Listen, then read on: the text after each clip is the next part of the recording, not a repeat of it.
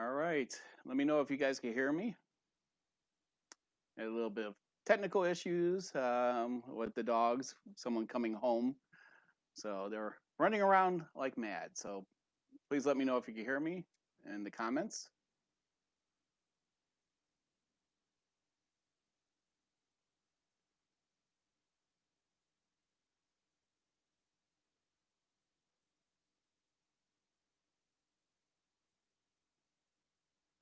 Hello, Thomas. We got Thomas, SP3D. Everyone can hear me? Awesome. Yeah, we're in a lapel mic, so if the batteries die during this, please shout it out and let me know. So, or if the volume goes down or anything. Hello, David, SPC3D, Thomas, the real Sam, the only Sam. So, yeah, some little delays there because of the doggies. So, just wanted to make sure that they weren't going to be barking or anything. So, gotta love that during a live stream. So, anyways, I know that David Wilson got his.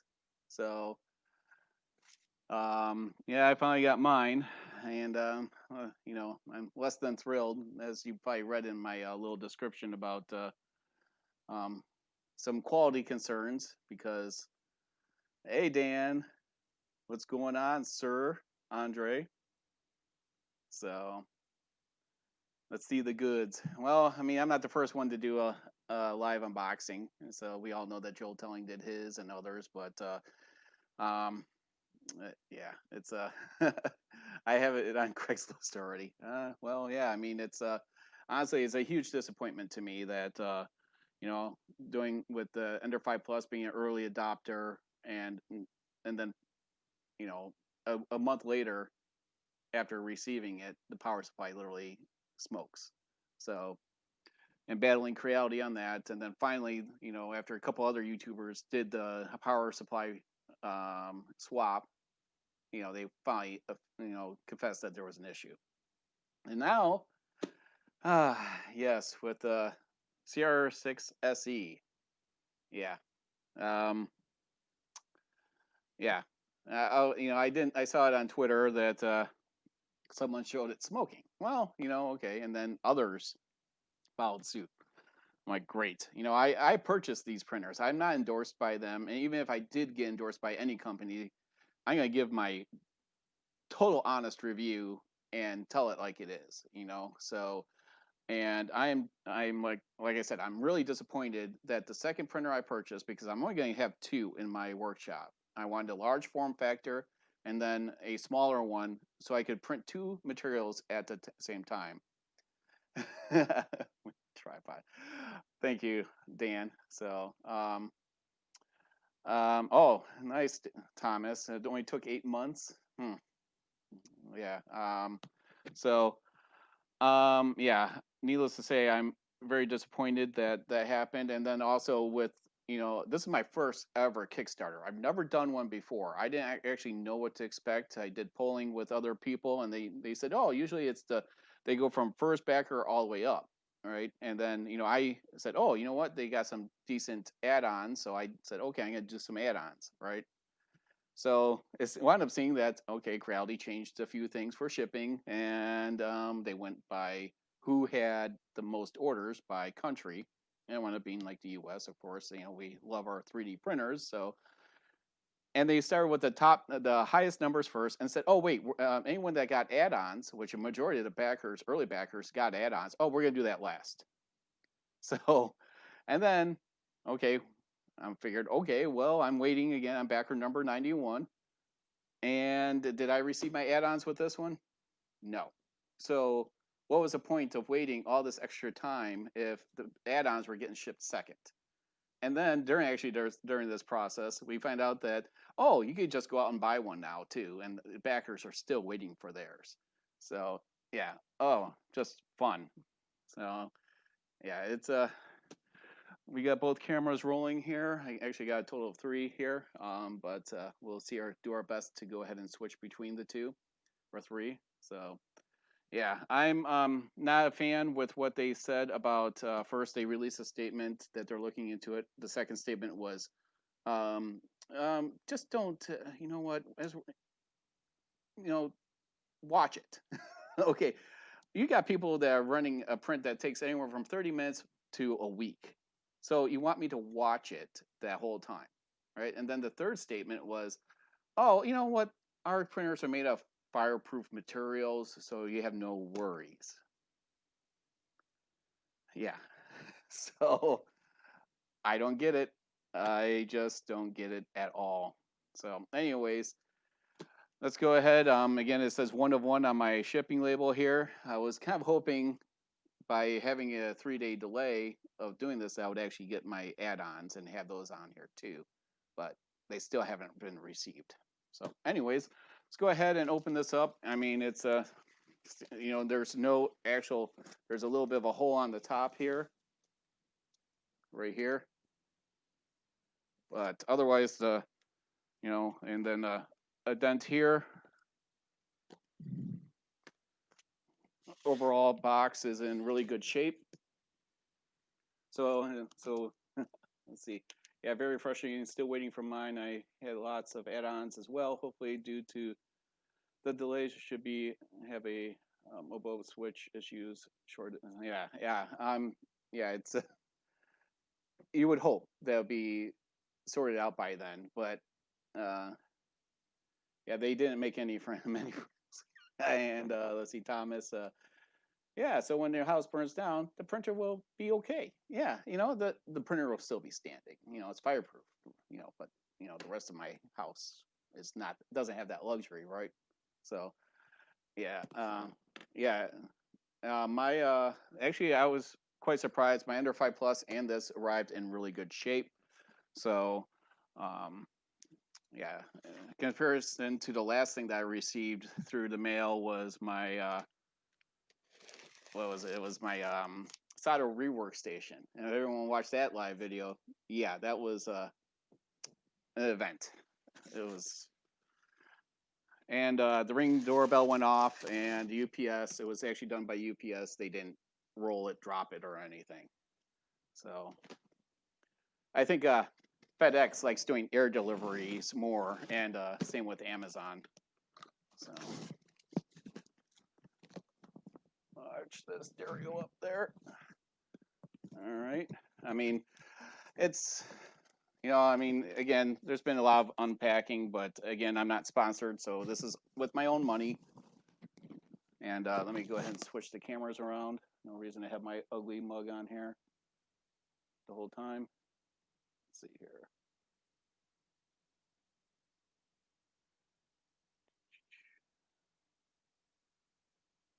Oh, wrong one. Sorry, guys. Here, we'll just do it like that. And you know, you got your standard PLA here. It's nice they give you a full roll, and that just goes on the floor. Your standard literature here. And Bear is actually over here, if anyone's asking. So, yeah, I would say the packing is done very well. You know, as Joel said in his video here, the only problem is how close the stepper motor is here to the side. You know, that you don't have much. And there was nothing showing that any dents or anything. But yeah, it's you got your display right here, control panel, whatever you want to say. Screws and hardware. Your lovely handle that I doubt that a tripod could carry, but we'll see.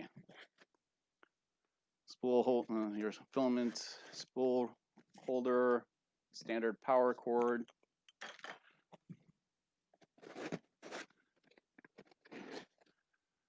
Spool holder. All right. Let me know if everyone could see it okay.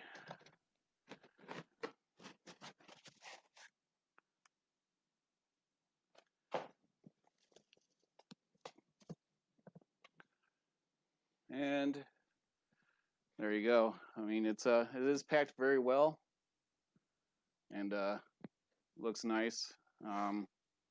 Just hope it doesn't catch on fire. So we'll see.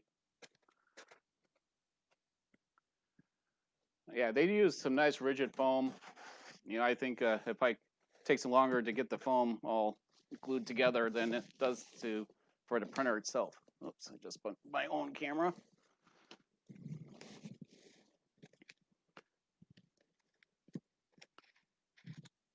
All right, what I'm gonna do is I'm gonna put this on the floor next to me as I bump my camera again. And then I have to ask Bear to move. Nope, he's already on his pillow. So give me a minute and I'll get this all taken out.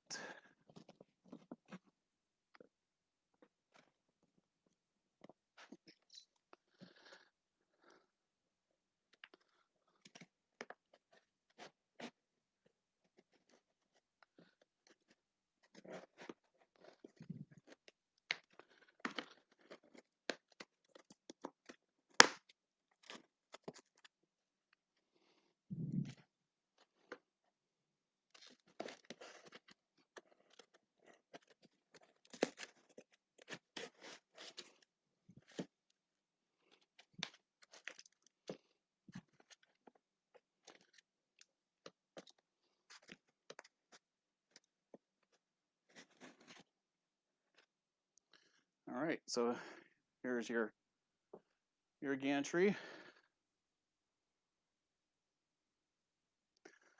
You know, one thing that drew me towards this was, you know, having the dual Z's. Ugh, yeah. And then you have the timing belt on the top.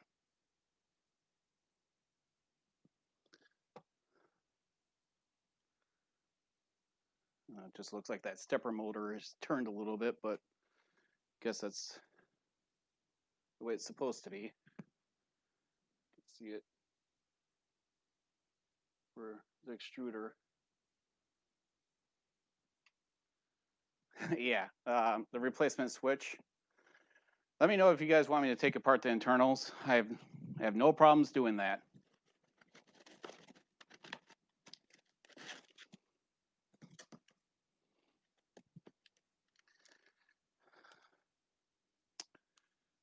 Bag of extra parts. Oh, well, plenty of nozzles. Put those on eBay as well.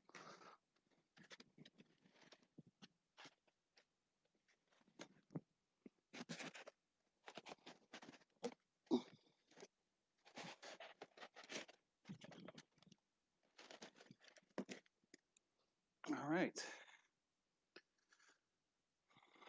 And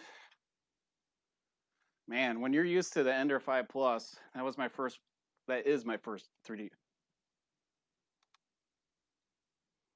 Thought I heard something. But it's just the wire. When you're used to the Ender 5 Plus, you know, like I am, this print volume is tiny in comparison. So, but again, that's what I bought it was for the small form factor of doing smaller prints and using up a little bit less energy in my workshop here. Is that what she said? Thomas, yep. So let's put this off to the side.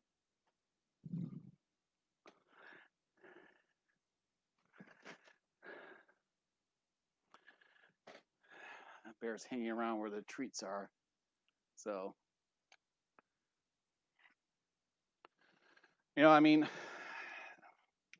the people that have reviewed this already have said that, you know, the build quality is exceptional, and you know what? I mean, it feels really solid. I mean, it's definitely. First, let's just flip that switch because we all know that. Oh yeah, it's got the drawer for the parts, right?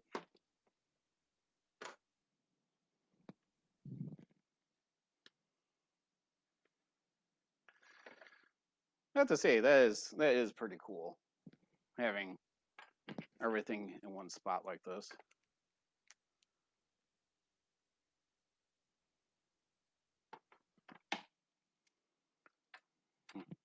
Yeah, I don't endorse anyone.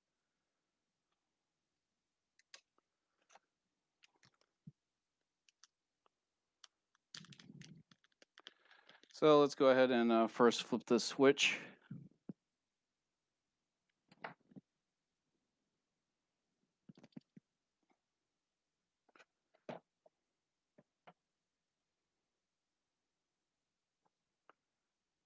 Right there on the back.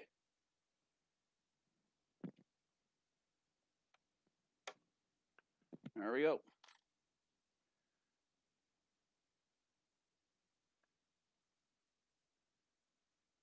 So you've sourced 2 different types of replacement fuse switches, huh? Yeah.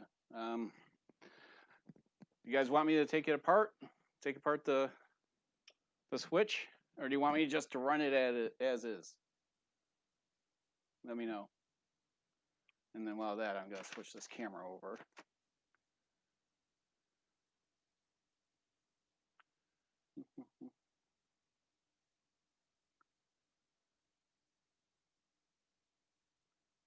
Should be able to switch this.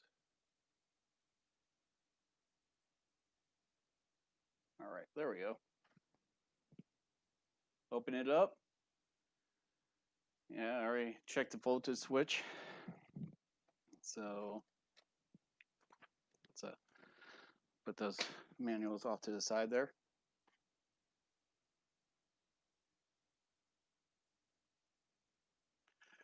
One to 3 connectors and the one. I mean, yeah, you know, I would have to more. I think I would agree more with Thomas. You know, we all know that this is shipped with the 32-bit 2209s, right? And so, I mean, we've already seen people tear it apart, right? And you know what? It'll be a good second video if something were to happen. That's the way I look at it. So we'll do a build. There's no reason to tear up everything apart, to me, anyways, and make this longer than it needs to be. What do you guys think? Just build it and test?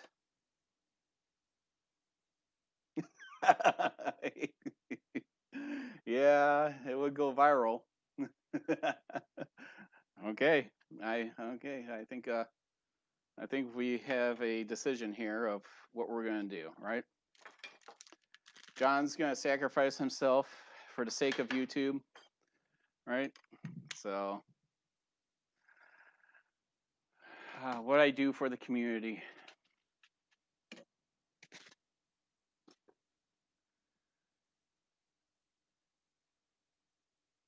Okay, just build and print. All right, it's unanimous. Let's just build and print. So, find it rather odd that the USB is in the back, though.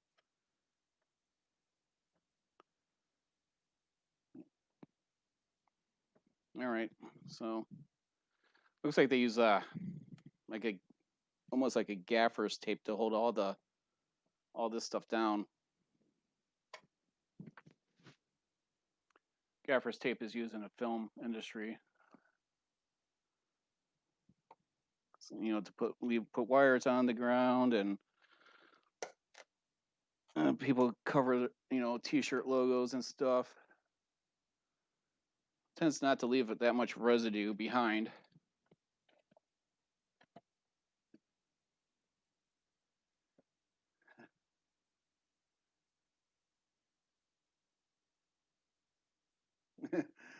Well, hopefully he won't start chewing on me. So he's my loyal companion. You know, he's a good dog. Everything's really tucked on this thing.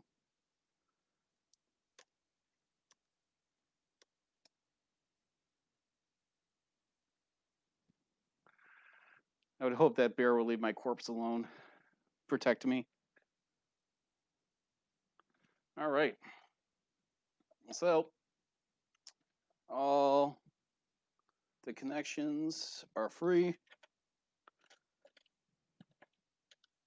Let's get the gantry on.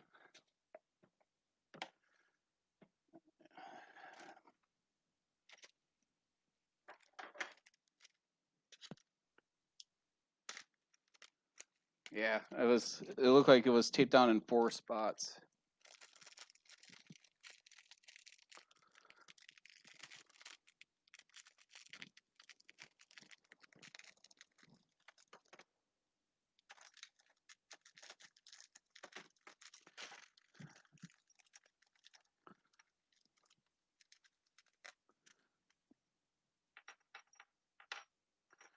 So we're going to be using the 4 longer screws for the gantry.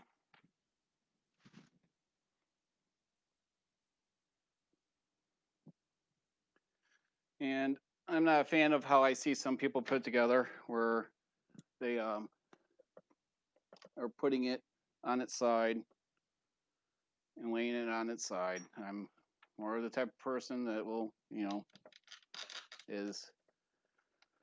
will hang you off the edge. No reason to put undue pressure on your gantry. I mean, call me weird like that, but I kind of cringe when I see other people doing that.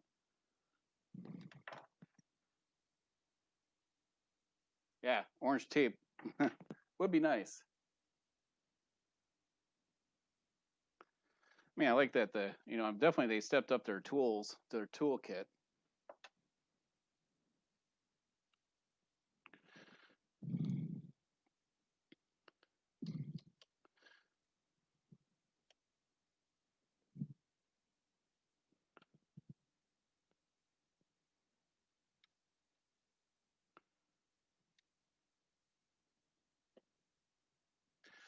Plus, I'm also like to, when I put these screws in on anything, I almost think about it as putting like a tire or putting the wheel back on a car. You make things snug a little bit, and then you go side to side and then tighten everything up.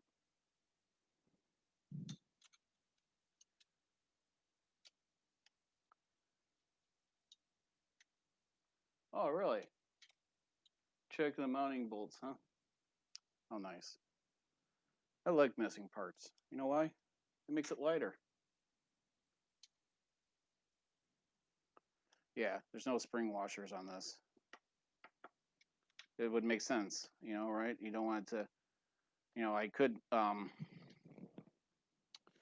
have some Loctite in here. I could actually do that, but all right, it's assembling it per manufacturer's recommendations, right?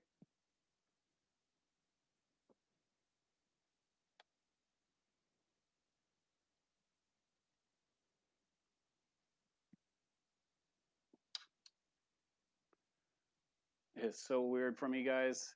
I've only had one 3D printer, and seeing a printer of this size, it just looks like almost like a toy to me. Don't take offense to it, but when I'm used to having the Ender 5 Plus as my first printer, and then I come to this, it is such an amazing difference in size.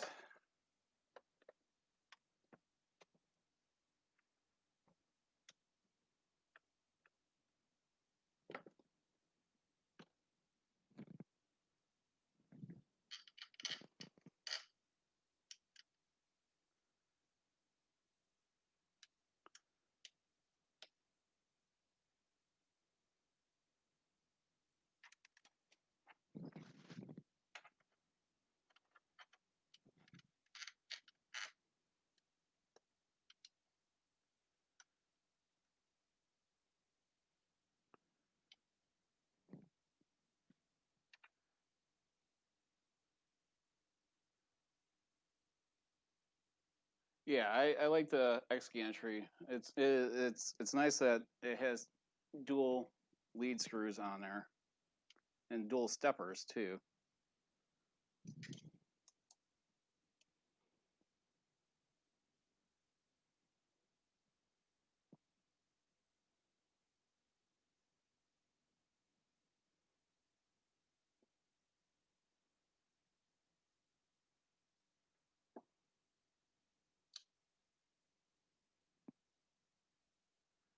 Was it 235, 235?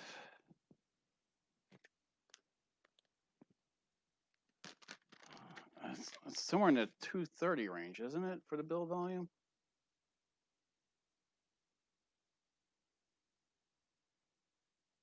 I know, you're making me bust out the manual and see if it's on there.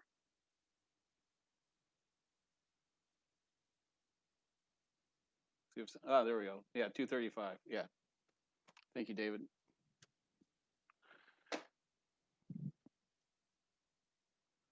It's not.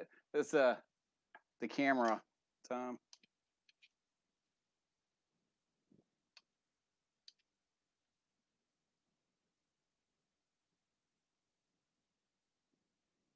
You know, it'd be nice if I had the notch right here for the.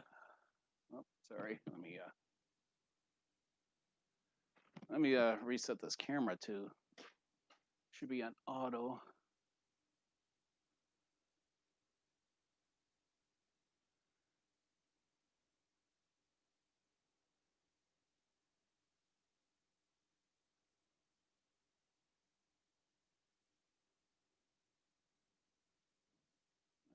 Not focusing, is it? Oh, there it goes. It's a lot quieter of a lens than I'm used to.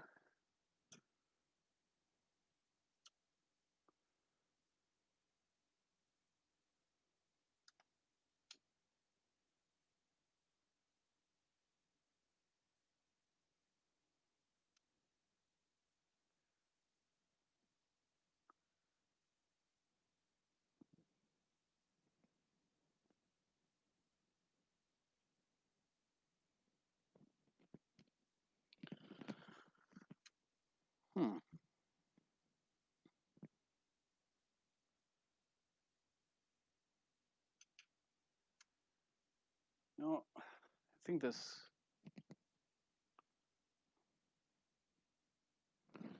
these really don't fit very well.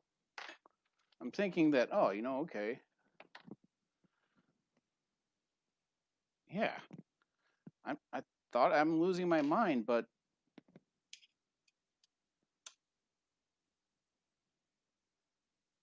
one Allen. Wow. No, it doesn't fit. There's screw. The head doesn't fit into. Are you kidding me?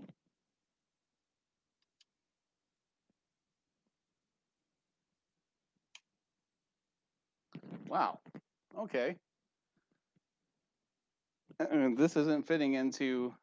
I was thinking, okay, maybe I'm doing something wrong here, but no, I'm not. It doesn't fit in the Allen screw head.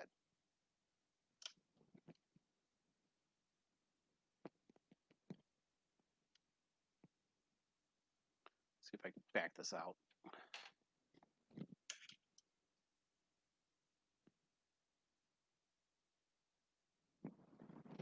Unreal.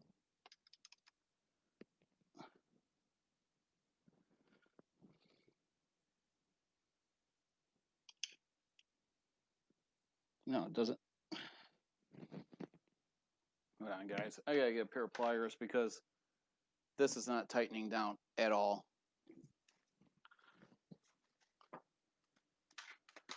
I need to back this screw out.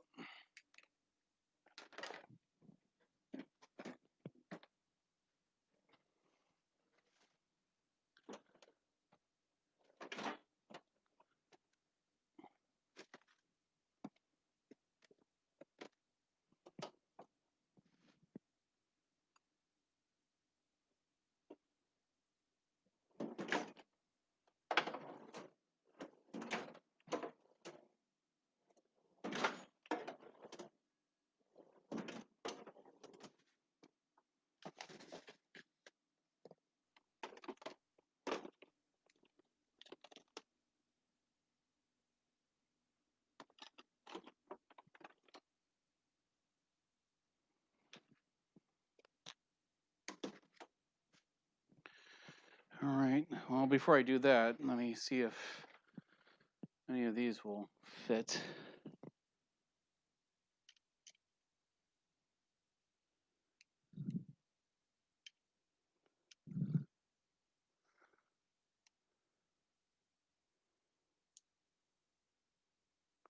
There we go.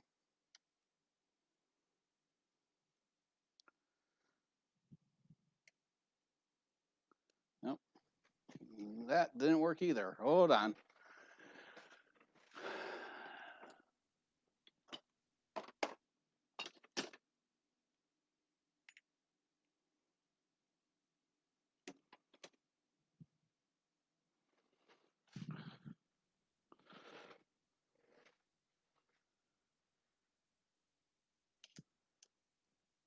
Ah, okay. So my number 4 works fine.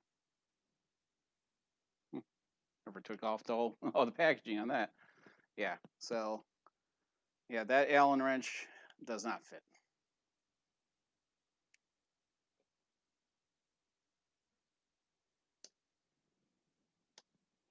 So I would suggest that if you have one, just take a number 4 out and then go from there.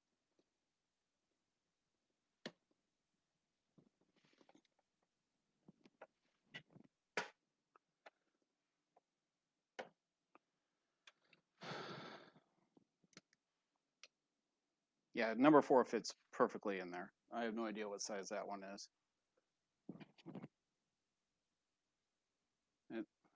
Well, it says number 4.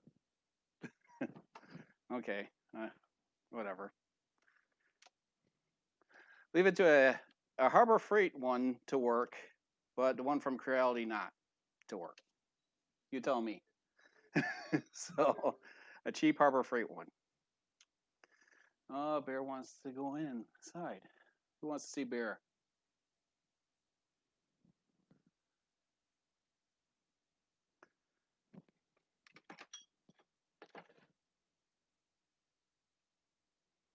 I try to keep my tools organized. Did they actually say it on the side here? The etched? Did I see that?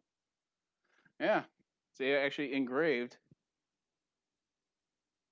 Oh, come on, focus. It's actually engraved right there.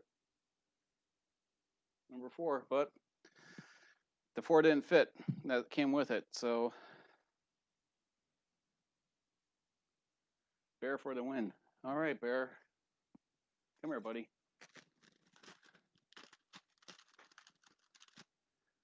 Over here. Over here. Try not to bust up everything. Come on. Come here. There, hold on. Let me switch to this one. Come here, buddy. Come on. Say hi. Come on. Come on. Come on. Say hi. Come on, buddy. Come on. Say hi. There he is. Look. Want a treat? There you go. Ugh. All right. Let me switch this here.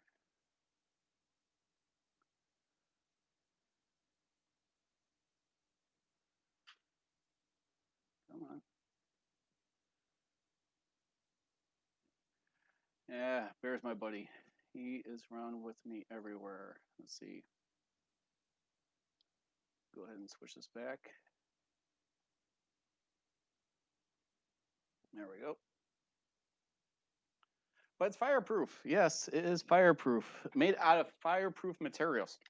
That's what they said. You know, I mean, go look it up and quote me on it, but I believe that's what they said. So, yeah, we'll see. You know, I mean, why are you missing a cover? Did anyone else miss? I mean, why would you have this open? Did it just pop off in the packing?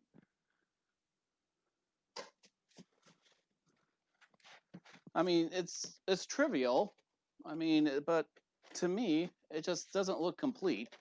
I like the look of the bare metal and stuff, but you waste your time putting a cover on the front. You have two covers on the back, but whatever. So I give up. So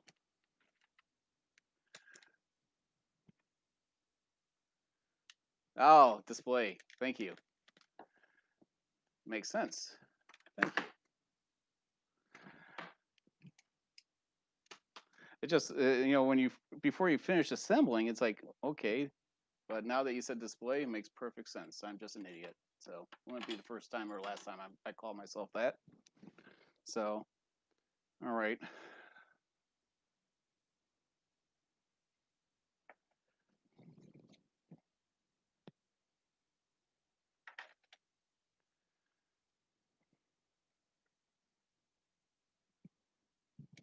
What we got here? We got one of the Z's here, another Z over here. The back, I like that it has a strain relief for the bed. That's nice. So let's go ahead and plug in these stepper motors.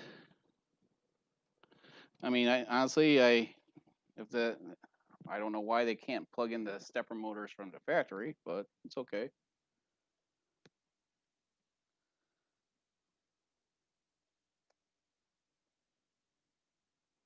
It is what it is. I mean, I built RC cars when you could build them.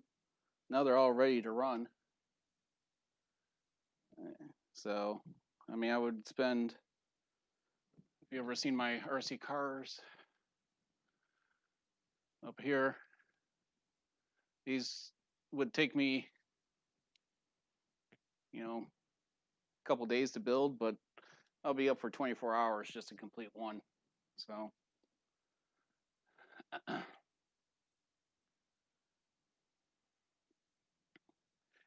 I'm not missing much. I'm just plugging in the stepper motors.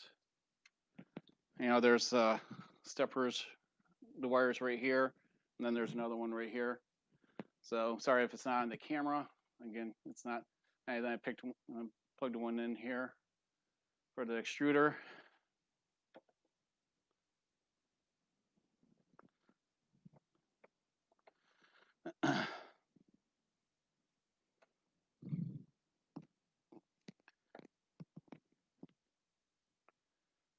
All right.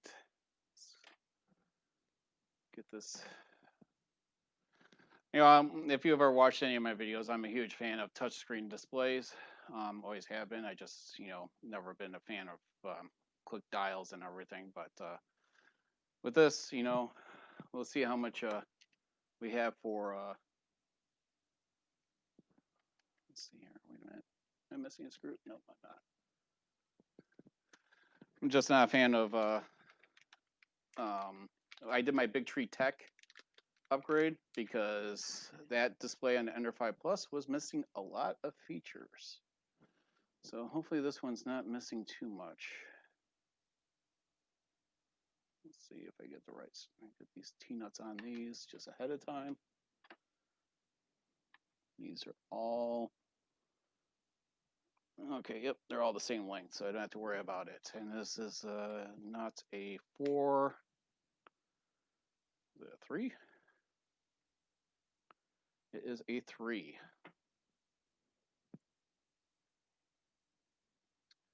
So.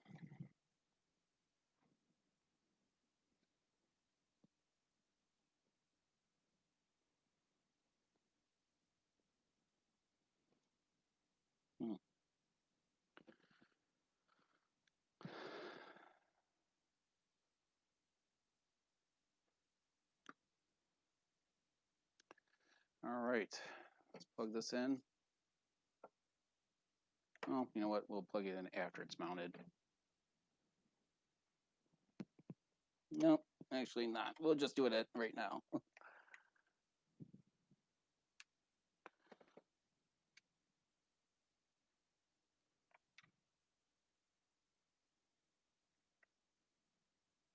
So you can see back here, just plugged it in. You get 4 screws. They're all the same kind, so you don't have to worry about what the ones that are provided, because you got the one that's a handle. I'm not gonna put it on this. I mean, save a little bit of time on the video. You want to just mount your handle.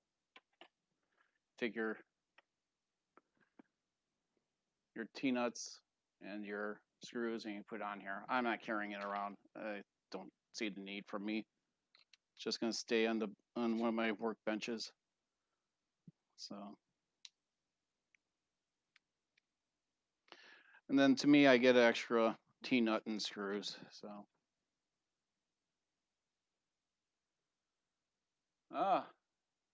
hope it works. I personally had my power switch fail after an hour. Wow. Yes, Cyborg has broken at this point a few parts, but she didn't do hers live. So let's give her a little credit, I guess. So.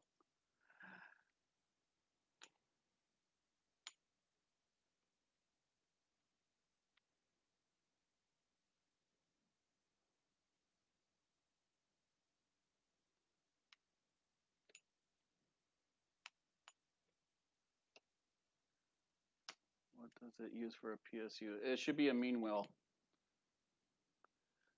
That's what's being shipped in all of them. That's what they say. I didn't know. Remember, I'm risking my lives for this channel here. So.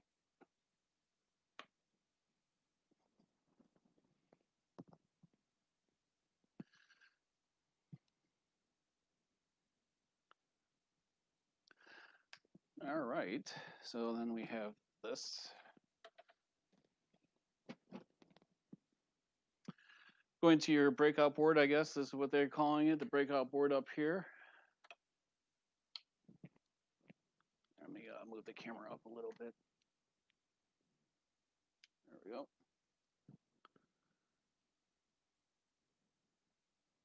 And everything is notched, so.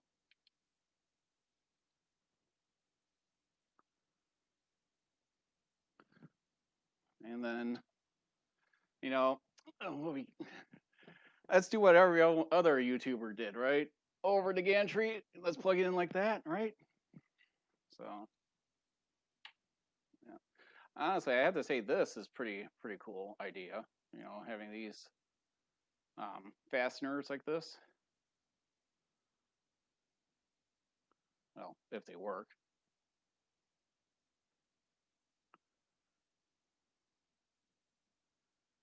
And I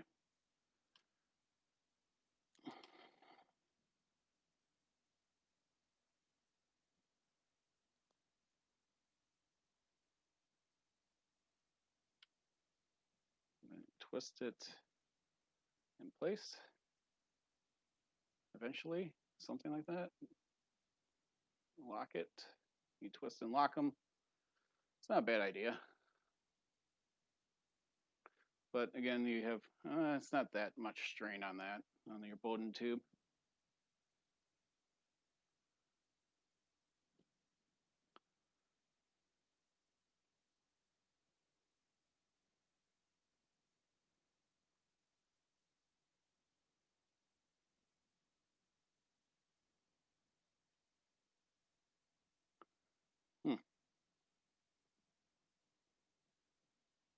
Well, that's interesting. Hold on. This is when I film, this would be like, okay, let's stop and redo this cutscene here. There we go. Make sure it's flat, and that will help.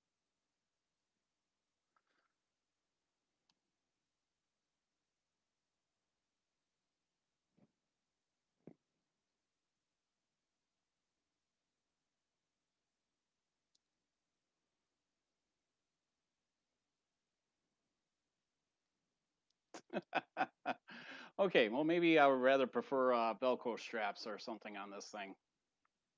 Forget it. I'm going to just plug this in now. I'll deal with that later. Victory, Creality.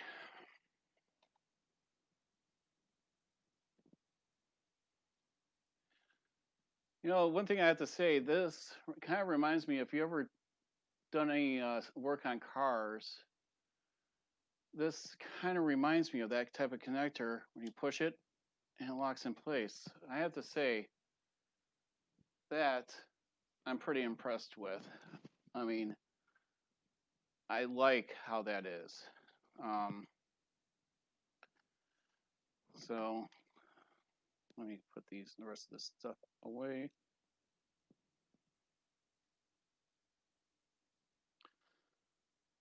Still trying to figure out what they do. Yeah.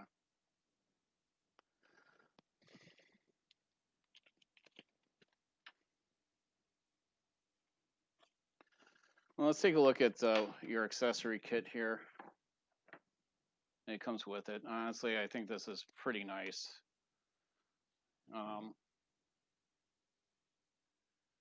You know, they've definitely stepped it up a little. So, I mean, it looks like I mean, this is actually probably my favorite for the hot end. I would just buy that as an accessory. So, but let's go ahead and put this back in the drawer and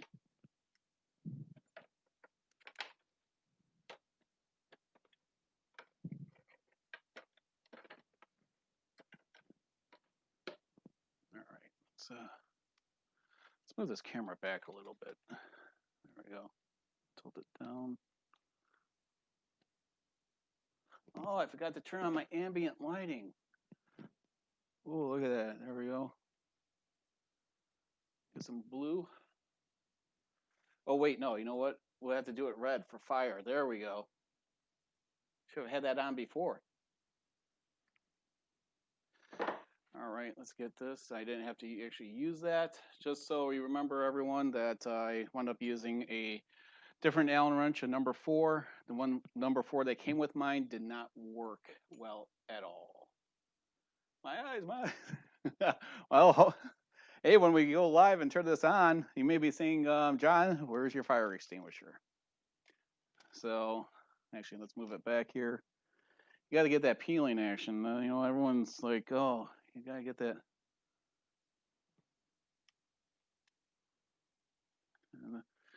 You know, it is gratifying when you do that peel, right? So you don't want to, or should I zoom in more?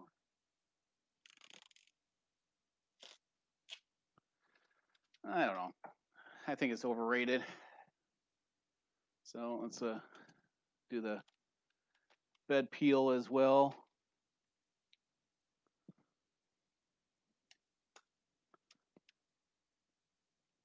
You know, let's just take it off.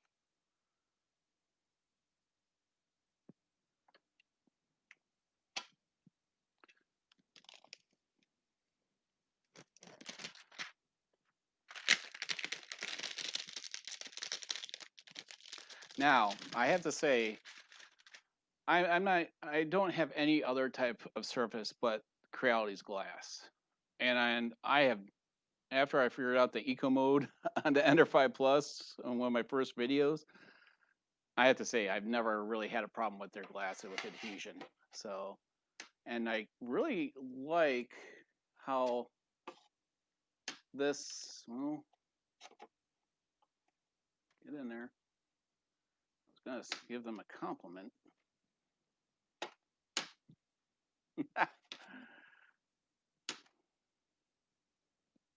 And the glass getting in there.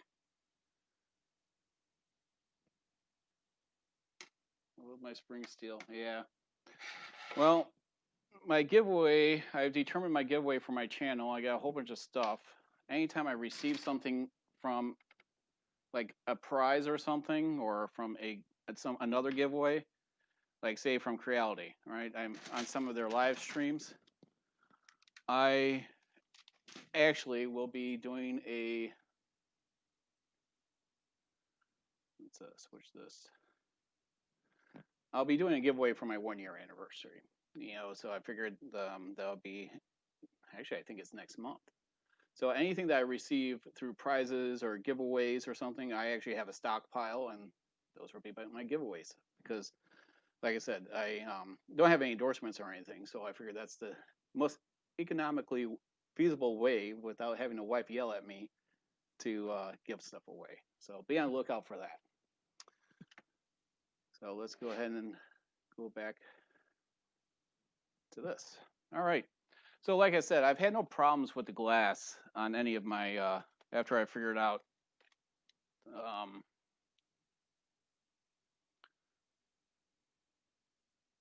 we go, with the setup. So I've been very happy with it. Well, we gotta do, all right, so I guess we'll just do the stock filament, right? Came with, sound good? Okay, glad everyone's unanimous with that.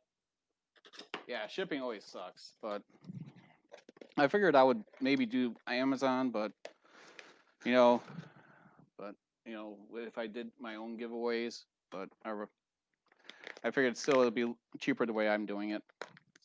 And I've also purchased stuff on like at really big discounts when they do those type of things too. All right, we got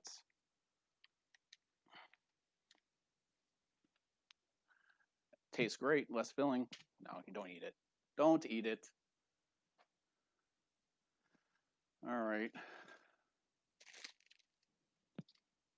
Everything's just sticking to everything. Well, this is your winding. Not the best winding, but I've seen worse. Kodak has the worst winding ever. I'm never binding Kodak again. My personal opinion, okay? So if you guys like Kodak, by all means, use it. I just don't. And plus, you gotta look at when you buy it, they it's not a full kilo spool either. So you gotta pay attention of how much filament you're gonna get. I'm like, oh, this is a great deal. Oh, it's 2/3 of a kilo.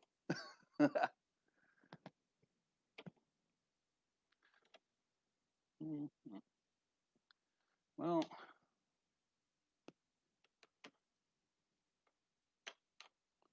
I think that looks better. Yeah, I think that's the way it's supposed to go, right? Spool holder on that side, that looks right.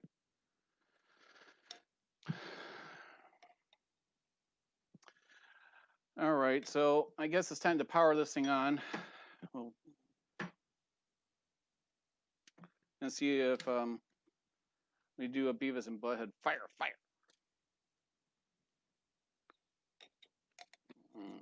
Over or under? Toilet paper, right? Over or under? Which ones do you prefer? I prefer over for this, but toilet paper, I always do under because it pisses off the wife. So.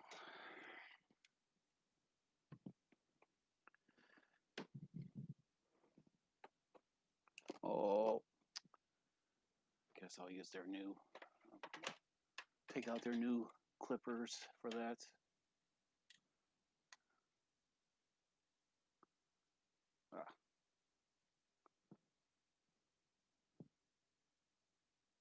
Hey, doctor. And the same for paper. Every time that the wife, I'm only gonna just put it through there. She just yells, and it's like,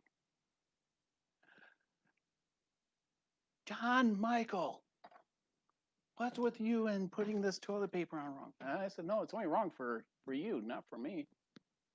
All right, so straighten this out.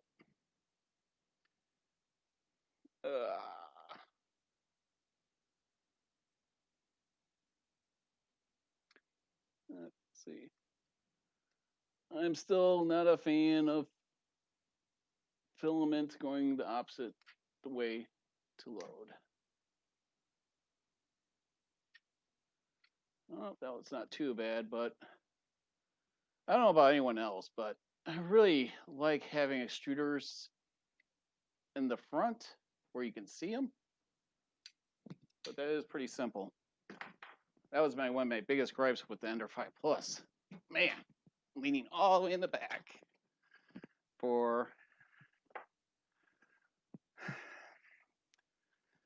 to change the filament. All right. So, just to let everyone know, at the beginning I did switch the power over to 110 for me. So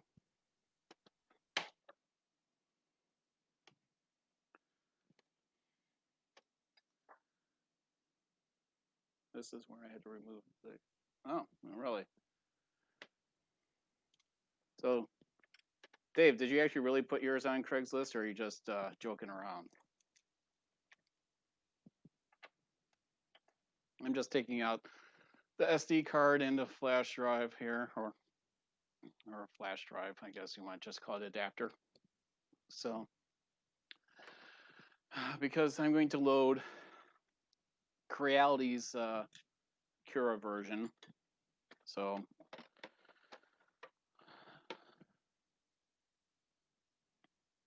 all right, let's plug this in. Already got my ambient lighting set to red.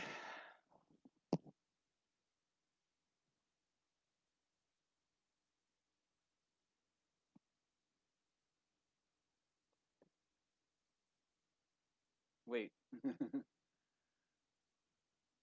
Oh, it is. So are you just that disappointed with it, or you just figure you're not going to be using it, or both? So, I mean, you already have the Ender 5 and Ender 5 Plus, right?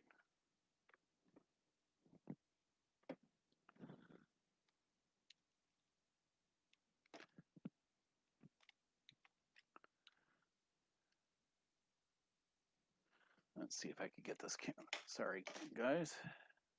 Sorry about the camera everywhere. Let's move this over some. Oh, yeah, I don't want my Bears helmet to get hit. My jelly beans. Want a little room to haggle. Oh. All right. All right, here's that awesome power switch, right?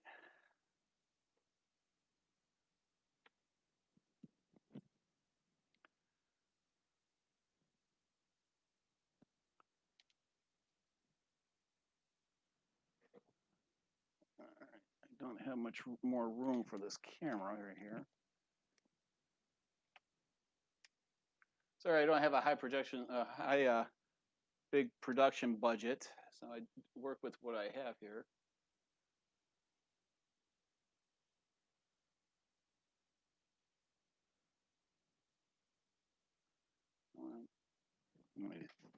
Let me see if I could get this better. Hold on, everyone, sorry about this.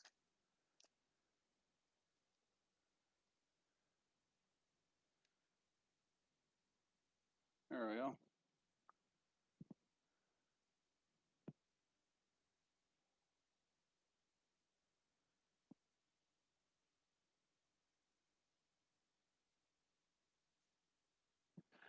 All right, so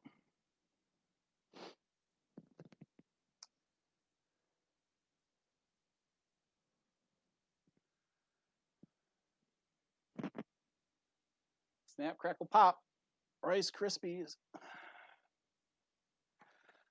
All right, what I'm gonna do is I'm gonna just throw this on my computer, the SD card, and see what's on it first, because, or do you want me to just put it in there? You know what? Where is? Oh yeah, they cover it with a label in the front for the for your SD card slot, huh? How lovely. Sorry, I peeled it, but that was in the front. I guess it's to prevent anything from shipping to get into it, maybe. And it's upside down to pins up to get it in there. So that's yep, just like everyone else, right? Nothing in it, or nothing to see. Nothing to see here. Let's go back. Oh, that's, look at that back. Doesn't even show the back. The K is off. Actually, take a look at this, everyone. Sorry, my laptop is, I got another secondary laptop on this. I don't know if you can see this. Let me see if I can get a better angle. of this display. But this display is shifted over, so you don't see the K is actually missing. I mean, it's underneath this bezel. So this display isn't even fully centered. Fun. So yeah, so you can see these icons here. There's a bigger gap on the left side versus the right.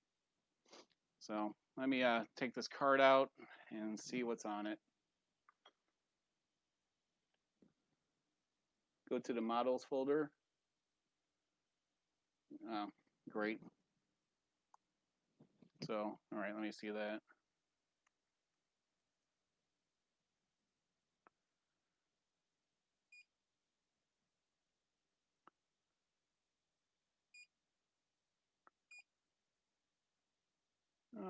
I want the LED on. At least the English was, it was set to English.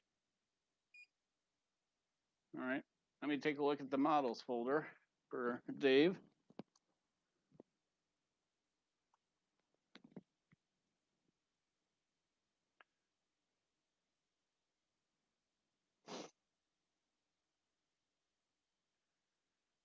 All right, so let me share my screen here so you can actually see what I have on here.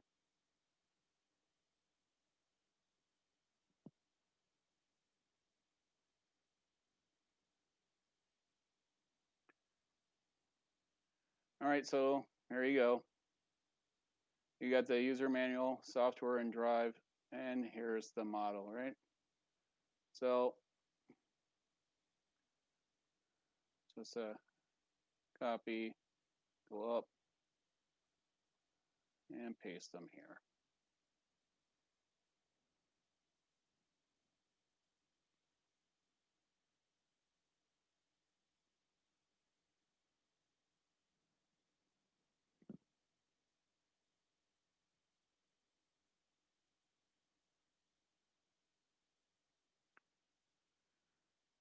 All right.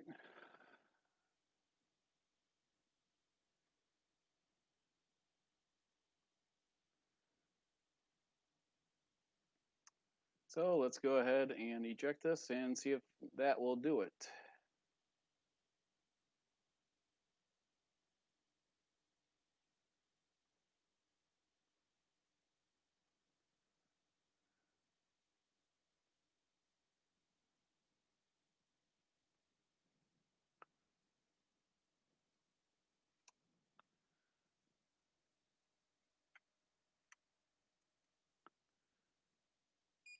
And there we go.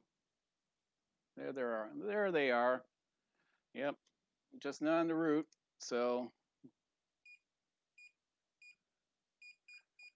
all right, so let's go back. I am going to, we're gonna just do a preheat of PLA. And then I am going to kick my dog out here real quick, out of my way. And I'm going to grab let's move this camera back. Sorry, everyone, for this.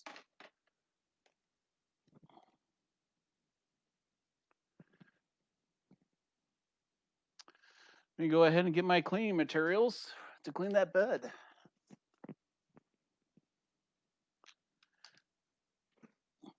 Oh, buddy.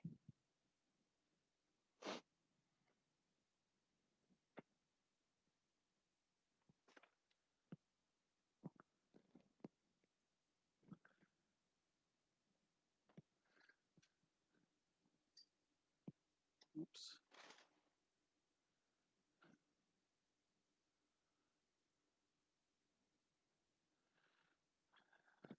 And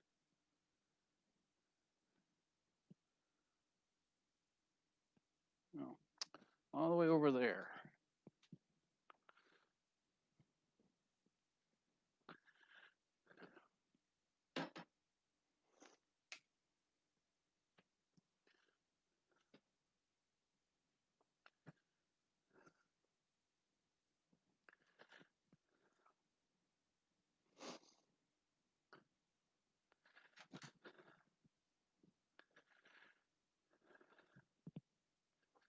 right, sorry about that, everyone.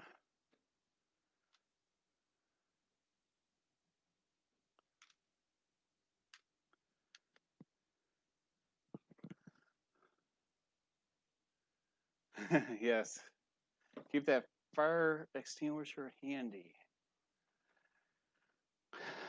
All right. So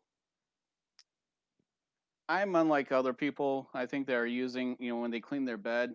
I've been using glass the whole time with my Ender 5 Plus, and now with this, I actually only use lint-free shop towels and Windex to clean the bed.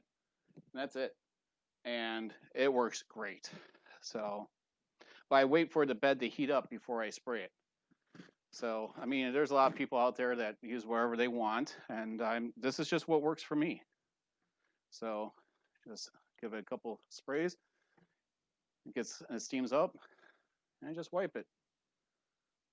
Wipe it down. Pretty easy. So, it looks like there's some black filament up there from when they tested it. So, it didn't catch fire, at least when they were testing it. So, I'm going to do the leveling. Let's move this camera back again.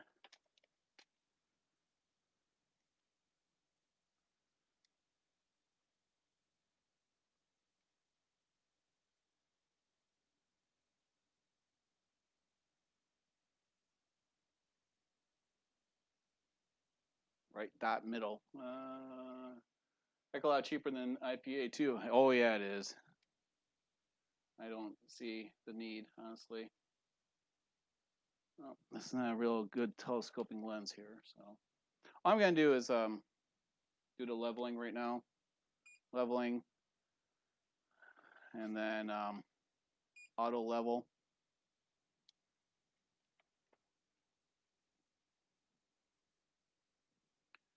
And this is my first, I guess everyone calls it a sling bed. So never again, I've only had the Ender 5 Plus in this. So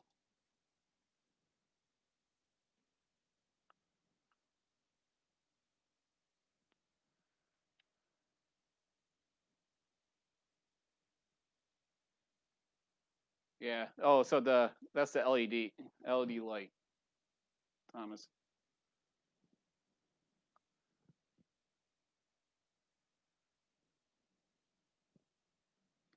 This is the filament's already unwinding.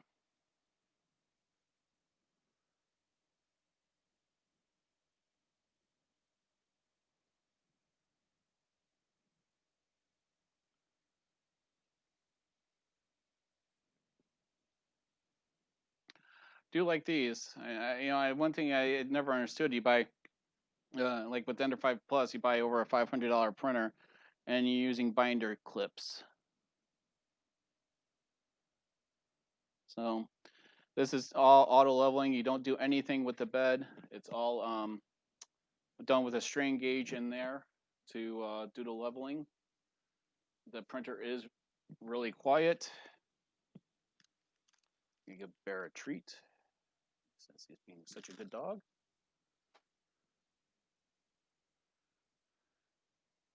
It's a great first printer, not a great fourth printer. Yeah, I mean, yeah, this was after this was going to be my only other 3D printer. I wasn't going to do another one. So the rest of for my shop is a CNC and a laser cutter, that will also engrave. But I'm looking for really big build volumes for those. So I'm talking like at least 2 feet by 2 feet for both. So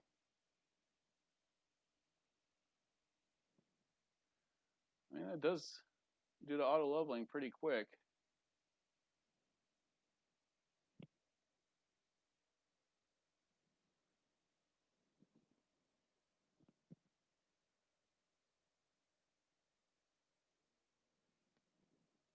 All right. Now I'm not even going to do my Z offset, right? It has it on the display here, but I'm not even going to try it. I want to see what it's going to do without messing around with that. Prepare feed.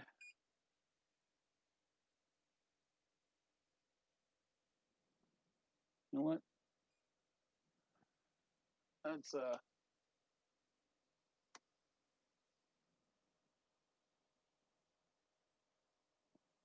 right. So that is going to be where it's going to. Let's see, what do we want to print here? Sorry again for the camera.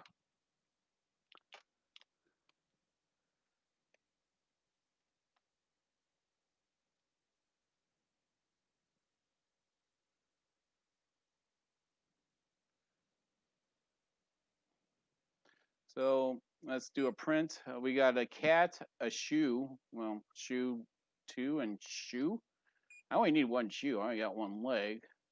Pot, a pig, pot of greed, pig, kit, kit loop, Eve, dragon, dog, dog 2, and that's it. So what do you guys want me to print?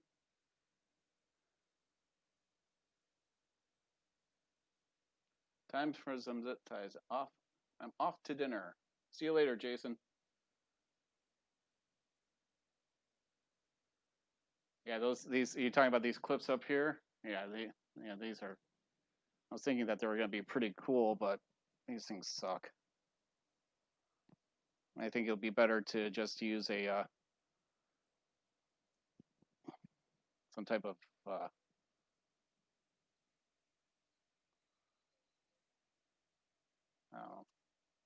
yeah, not the best thing.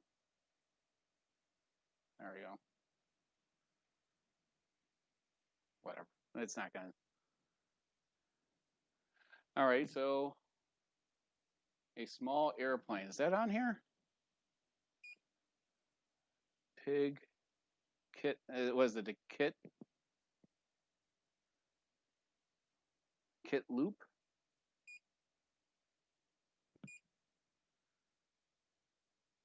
Kit loop G code. Okay.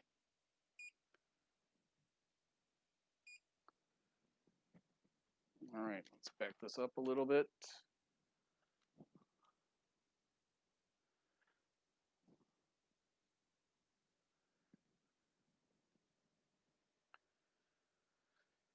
So I know with the other streams that theirs didn't power up the first time, and so far this one did.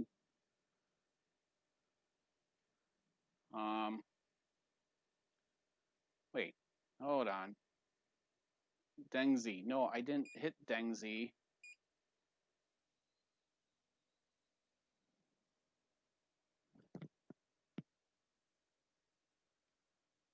Well, which one's do you know, Dave, which one's the faster one? The dog or the kit loop?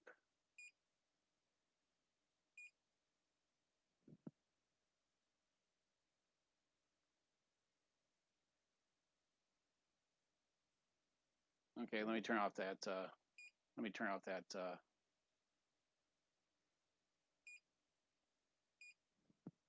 Better? Yeah, I think you're definitely right. Turning that off helped. So kit loop print. There we go. Yeah, it changed the. I know I hit kit loop and it changed it to something leave or something. Yeah.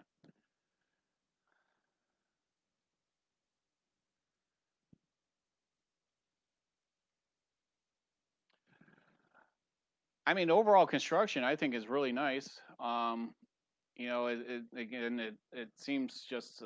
I mean, I'm used to, like I said, a really big build volume, you know, with the Ender 5 Plus. So I would think that a printer like this would be great for the first time person, but I think it's the price point is pretty steep. What is it currently selling for? Creality official CR series. CR6-SE. $399. Now, I got a lot of flack from people on the Kickstarter when they say their first stretch goal was going to be a free 32-bit board. And I said no. If the Ender 3 V2 came with a 32-bit board, and they said this one for a higher price point was going to be an 8-bit board, I said BS right from the beginning. So let's go on to, let me switch over to show you as this is heating up.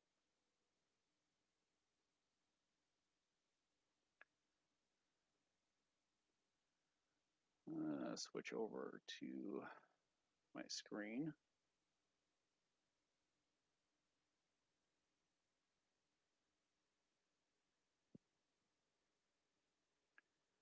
Share screen.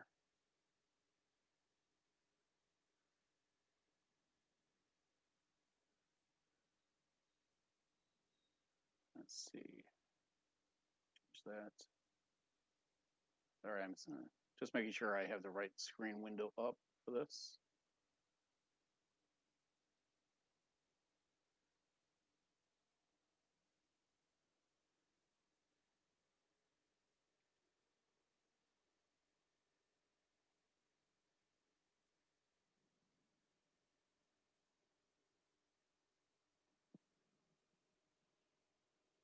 Okay, it is. Yeah, we're gonna have to stop this because it is. Oh, no, it is going down.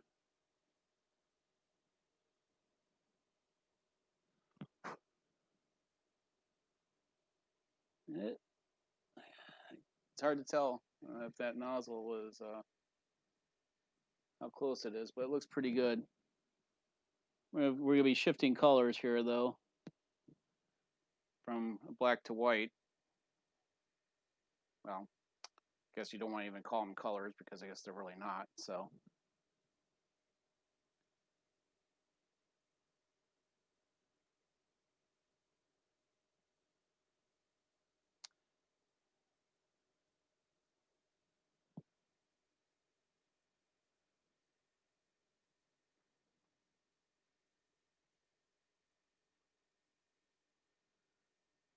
All right, so while that's going, let me go into Creality's site here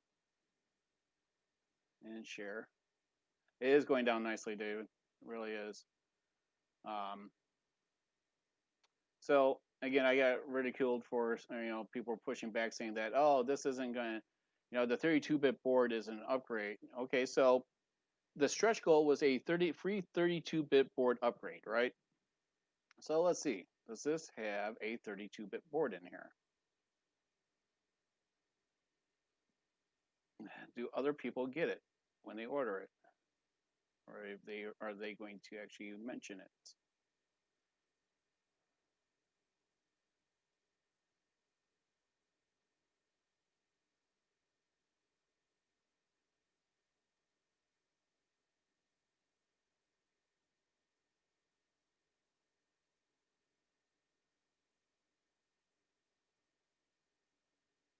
One review. Oh, that's nice of them.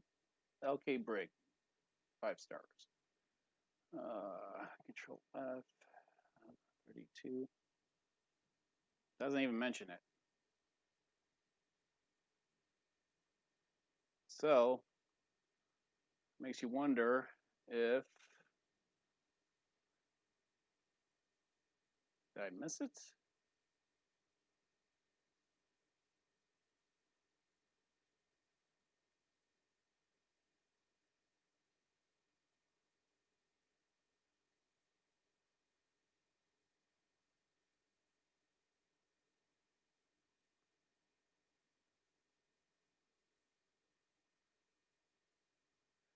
Well, I guess we'll have to see if someone orders this. What is this? This is.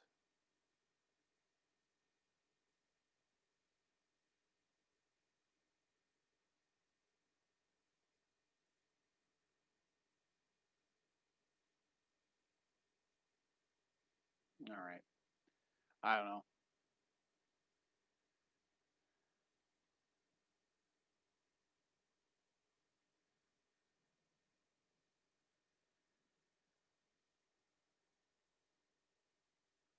Yeah, I mean, everyone's talking about future proofing, right, with a 32-bit board, and you would think that they would advertise it on their site if it was a 32-bit board, right? So I don't know. It's we'll see. I guess we'll have to wait until someone orders it, and if it comes with one or not, then I'll eat my words and say it wasn't that we did get it as a Kickstarter a 32 board versus an 8-bit with the 2209 drivers versus 2208s.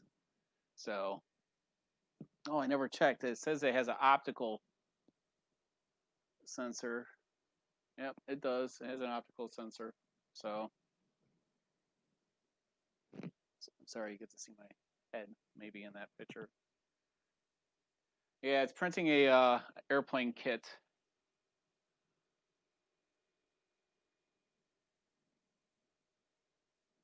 So here's the okay. So here's one problem already. Let me see if I can get the camera in there. You know what? Let me switch it to my little camera so we keep this going.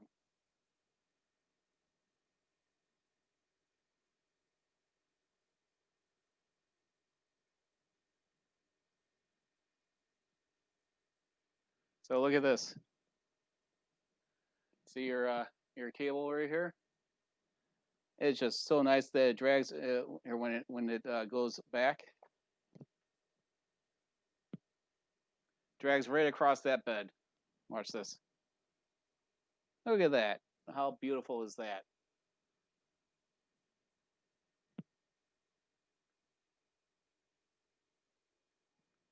See that? So watch how this your hot end cable.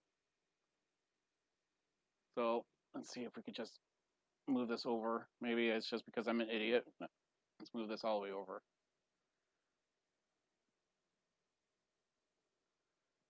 Yeah, well, I guess, yeah, I'm the idiot, but I just don't trust these things here to stay in place.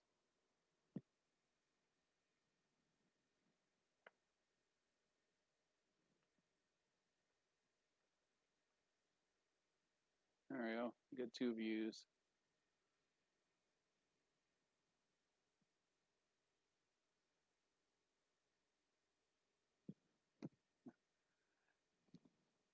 Yeah, I mean it's laying down nicely.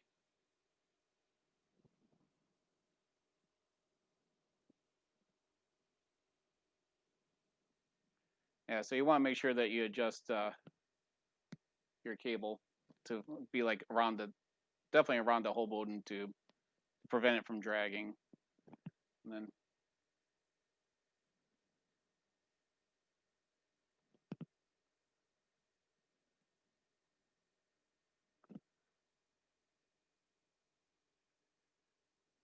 let's take a look. Stringing.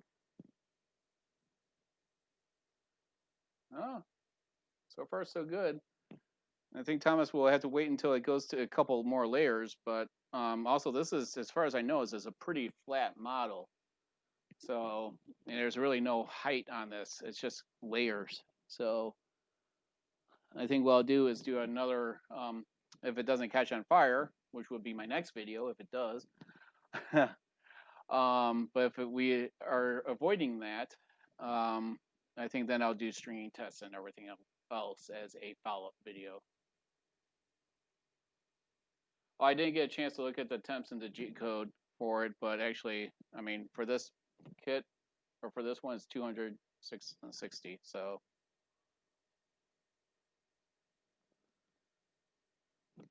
this was directly off the SD card. I figure, you know, I'm not going to just load something, just do it right out of the box with what Creality gives you. And in comparison, I mean, this printer was really easy to put together. I didn't adjust anything. No, it has these nice tensioners on under. I didn't adjust any of that. I didn't check anything. I just, set up and go. The wiring was simple. You can see my Ender 5 Plus sitting over there. But I think what I'm going to do is I'm going to I'm still waiting on my, this is my solder rework station. Still waiting for a new heater for the top. That's with AliExpress, so that's going to take a long time to get here. But figure that's where this printer is going to go, is on this station over here. If it lasts that long. May have to throw it on Craigslist like Dave did. Oh, really? Ah, look at that, Dave. David says it was G-code was sliced in Simply 3D. I loaded with Cura they supplied, but they did not have a profile for the CR6. Really? I haven't gotten that far into the SD card. I mean, now the SD card's plugged in, so you wouldn't load their slicer. Okay. So the thing is I don't know Simplify 3D. I only know Cura right now. So I've actually got some really nice profiles now for my Ender 5 Plus, and it's really, I'll have to just dabble in Simplify 3D. So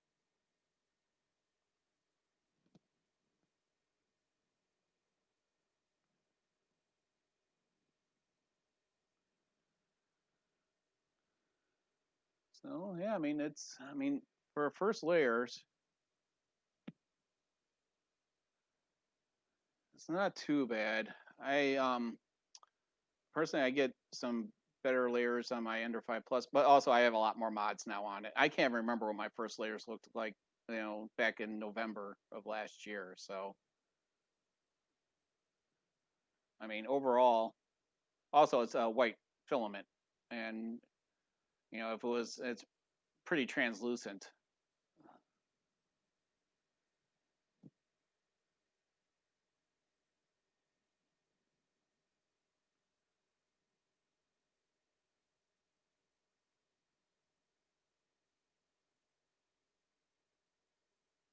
Yeah, one thing that Edutech has been using the Prusa slicer as well. If I remember right, he did that with his Ender V3 V2, and he's like pretty much, Jim is like pretty much sold on that. So and maybe that's something to look into for this.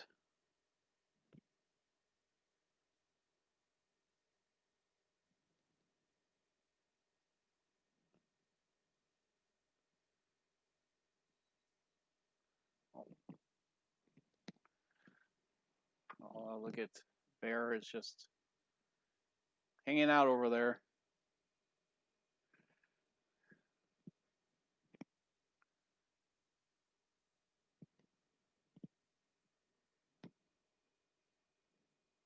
It's very quiet. I actually didn't mind the noise at first for the Ender 5 Plus, because it sounded to me mechanical. It was like it sounded like it was doing something, but then when you would hear it in the house as you're watching TV, because I have an attached garage, it got to you after a little while. So then after upgrading the board and everything, it's so much nicer. But this, even with all the mods I did with the Ender 5 Plus, I think this is quieter because the power supply, having that 500-watt power supply that I put in there in the Ender 5 Plus, those fans get really loud. And that's about the only thing that you hear are the fans and the power supply.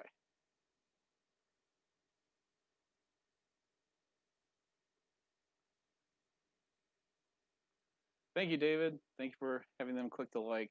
What I'm going to do is I'm going to also download this and I'm going to streamline it, try to make it less than 30 minutes, and compile it into a shorter video.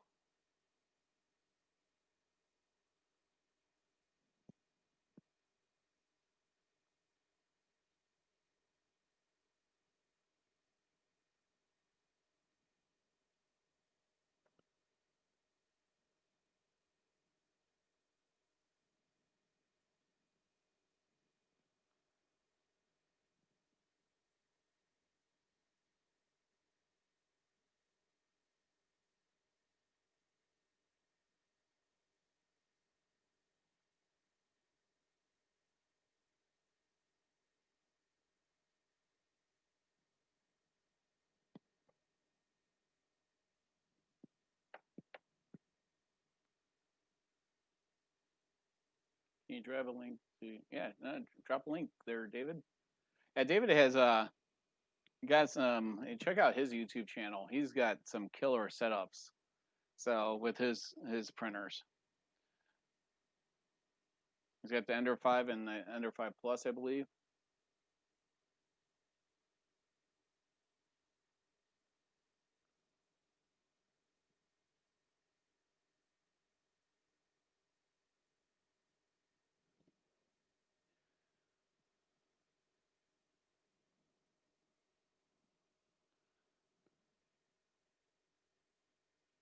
Now, Thomas, if you are on, I do see some stringing already, so it'll be hard for her to see with this camera, but I'll try to get it close enough to it.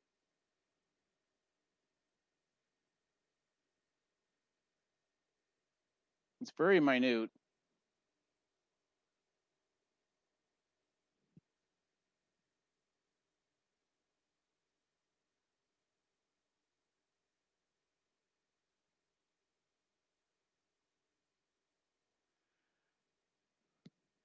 I really don't know. So out of box for this printer, I think it's a great first printer. It's a steep price for a first printer at $400, but considering what it has, I think it's a great first printer because a lot of people will pay extra, right, to have maybe a touch screen, a silent board. You know, this has the 2209 drivers, auto leveling.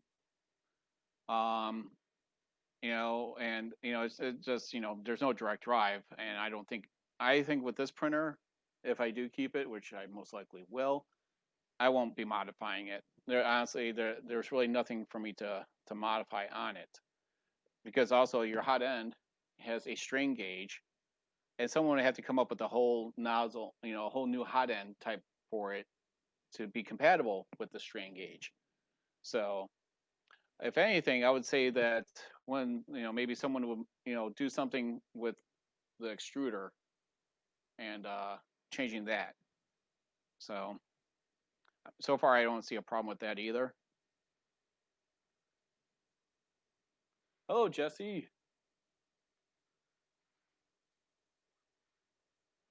Yeah, that's what I was saying with this Creality filament. I do have other filaments, but right now the filaments I have been using are more of the carbon fiber and flexibles. So I'm not like other people. I mean, like I said, I buy all my stuff myself. I'm low on my PLAs, so I only have like 1/4 spools left of all my PLAs because I really wanted to get into the fiber stuff, you know, the high temperature for the stuff that I'm going to be using it for. And this will be more for my my PLAs and smaller parts.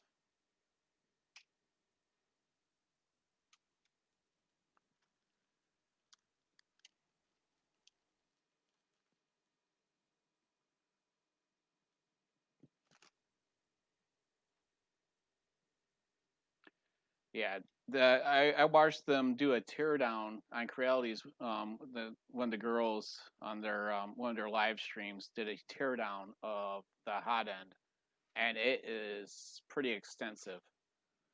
You know, I've tore apart my hot end now 4 times for 3 times for different videos, and I'm really tired of doing it. And this one looks like it's going to be a pain in the rear.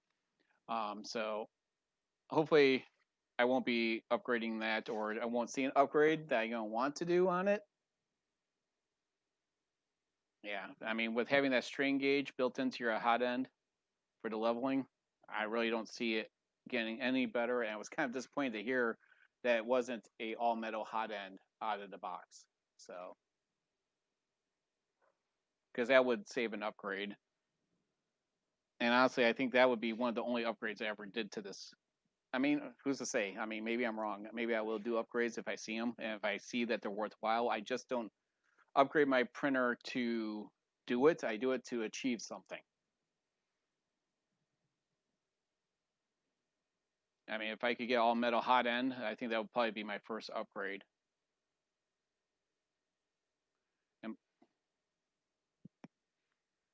And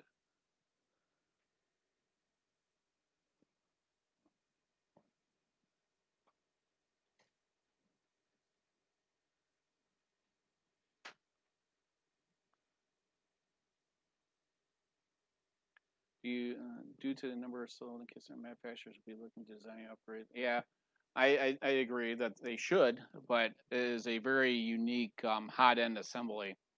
So I'd be curious to see what upgrades come out and how long it'll take. Yeah, so here I'll show you what I'm talking about with the screen. You can see that it's actually over.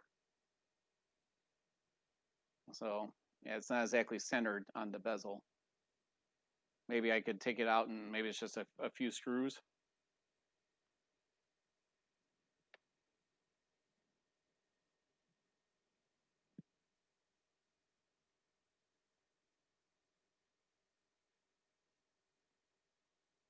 I did replace the extruder with my me CNC, and I did a Capricorn. Yeah, Bowden. Okay.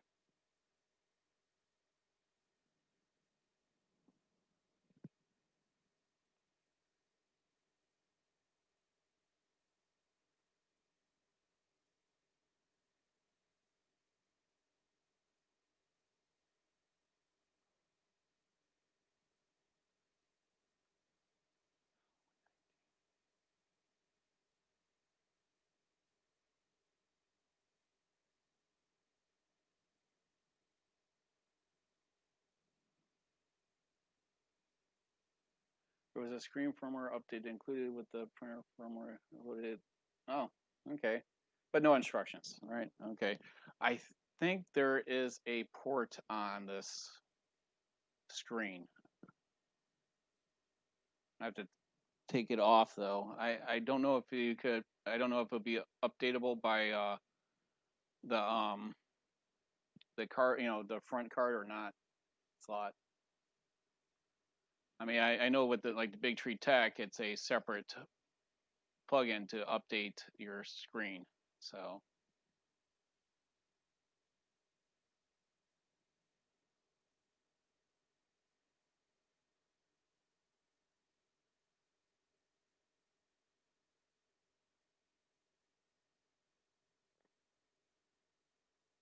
oh, there is a SD socket on the screen. Okay, I didn't take a look underneath it. I mean, feeling around it, I would have to be underneath. Capricorn is not fun, especially when the filament was fused in a room opened.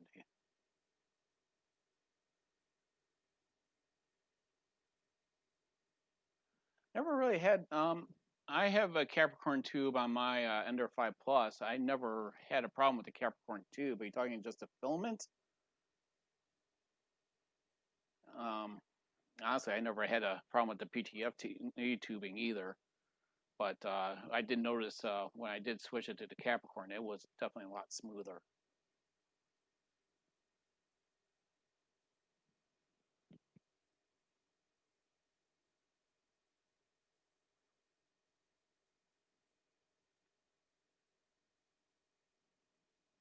We're at 13%. I doubt that we'll let this all run. Otherwise, this stream will go like over 3 hours. So maybe we'll kill it at like 20%. Right now we're at 14.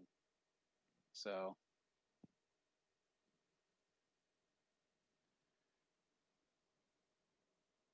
I mean, there is some stringing on here, but it's not that bad.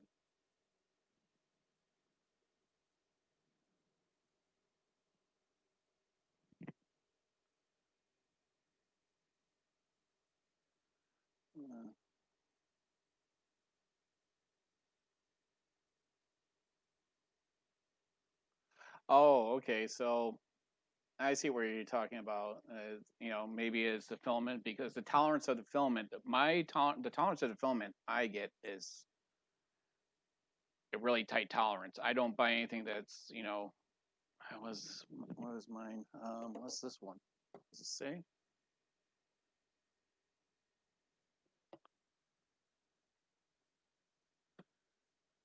It doesn't say.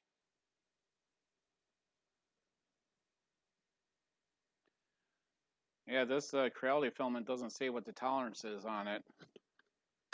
And if you have a Capricorn tube, your tolerance is going to be a lot tighter.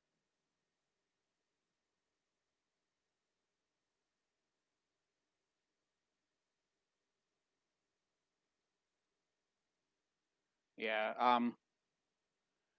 When I look at filament, I just buy almost like whatever's on sale, to be honest with you, on Amazon. But the two things I look at is reviews and tolerance. Those are the two things I look at the most first. So, I've had some good luck with Hatchbox. Was it Sun, and a few other brands.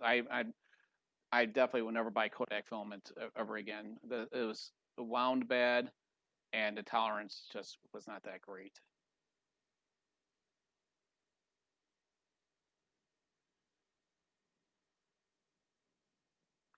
I was wondering also on this one if I never had to do that Luke Headfield fix, I guess, with the hot end on my Ender 5 Plus. Never had any real issues.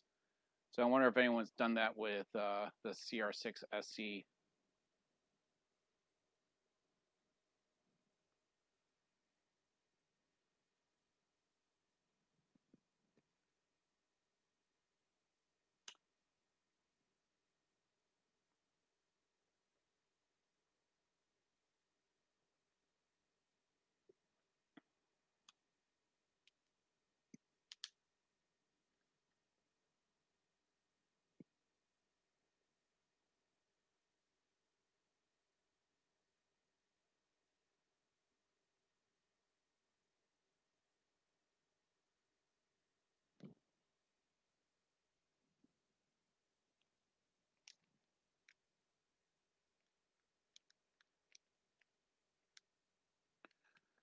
Let's see, 1, 2, 3, 4, 5, 6. Yeah, they give you 10 replacement nozzles. The tube and I guess the sensor.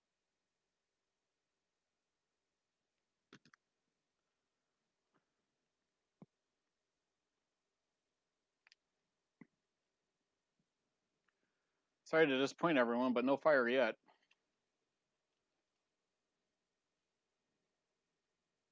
It happened when I'm sleeping. Garage will be burnt down.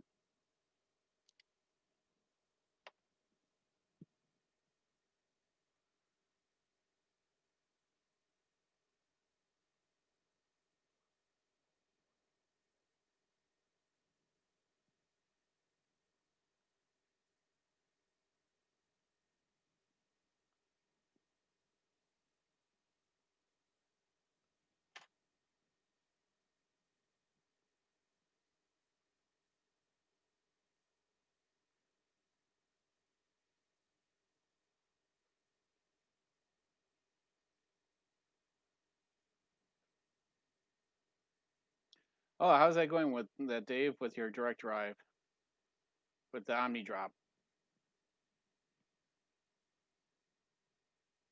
Yeah, Dave is doing the Omni Drop direct drive, and I think it looks really slick.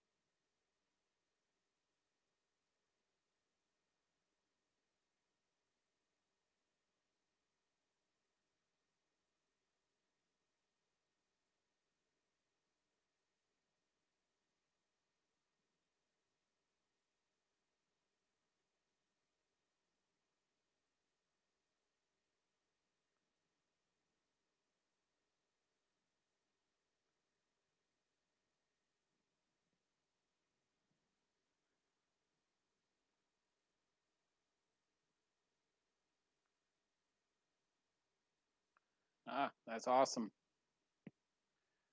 Yeah, like I said, I'm now addicted with how this the carbon fiber is turned out on mine. I mean,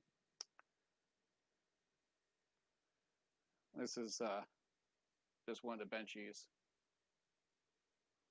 for my Ender 5 Plus.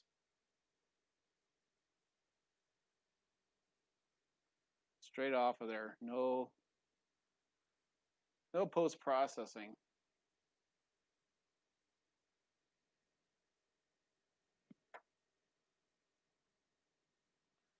Yeah, I kind of call it a cannibalism, right? If you have a CNC machine or something, you make your own replacement parts with it. It's like it's internal cannibalism. So it's like, oh, I just gonna make my own parts for my own printer, so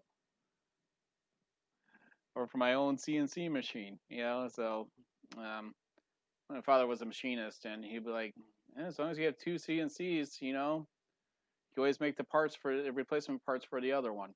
So, and he was right.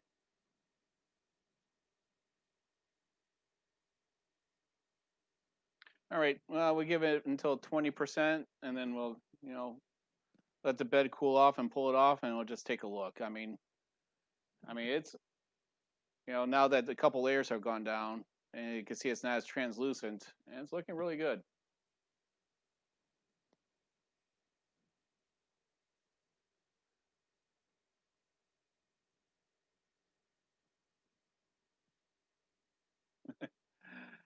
Yeah, inspired me to print a tool holder for my Ender 5 Plus. Oh yeah, I have drawers of parts, and this is my junk drawer for my 3D printer. I got all these cables, spare parts everywhere, and then it's also for soldering. I gotta get another soldering video out. I still need to fix Dave's board, but I was hoping to get this solder rework station for that board to get fixed, Dave. So I'm still on my agenda. So.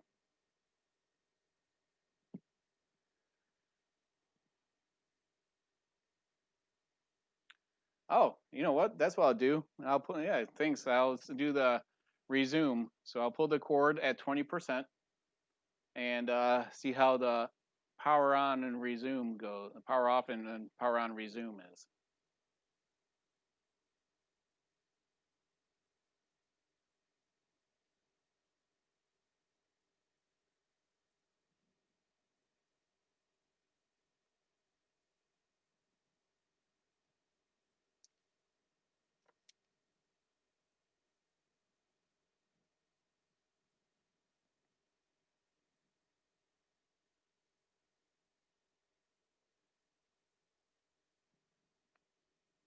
All right. So we're at 20%. Okay.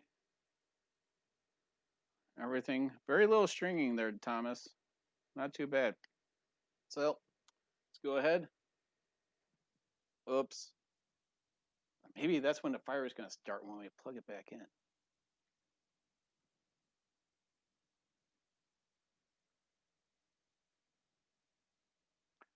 All right.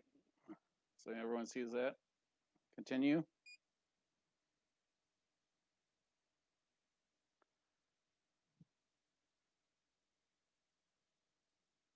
Hey, Viking.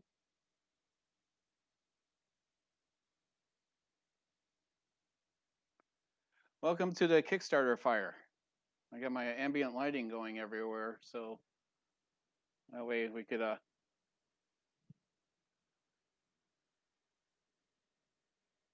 so we can match the theme.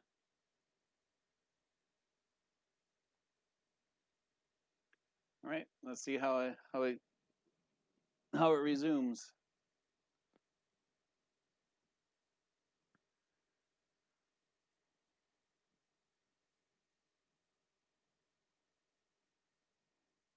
So I did ask about one thing that always irritates me is if you have the filament run out sensor, which this has, and if you run out of filament, I can tell you right off the bat that this bed will turn off. So the filament run out sensor is useless. So you just better make sure that you have enough filament to complete your project, because if the bed turns off, your parts are just going to slide off after if you don't catch it in time. So I asked them in their live stream why if it turned off, and they said it's because it's a fire hazard. Okay, so if you're doing a 6-day print and the heat bed's on during the whole time, that's not a fire hazard? It made no sense to me. Yeah, it's heating up. Sorry. It is resuming. So it was at 20%.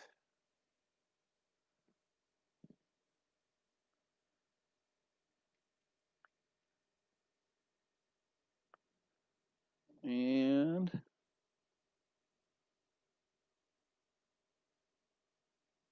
well, look at that. It was at 20% before, and now it's at 13. You know what? We'll give it a few minutes on this. See if it jumps to back to 20%. So far, that does not look good. It just jumped to 14. But when it stopped, it was all the way at the other end, and it started at the front.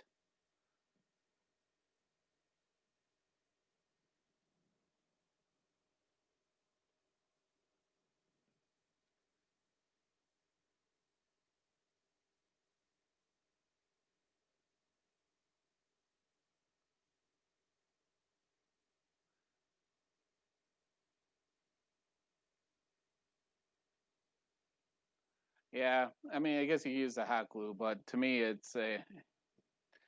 I don't rely on the hot glue. But again, everyone does their own thing. So I don't want anyone to be like, well, Tripod said this. No, you guys, you do your own thing with these, okay? So I'm just saying, for me, I don't use any adhesion on any of mine.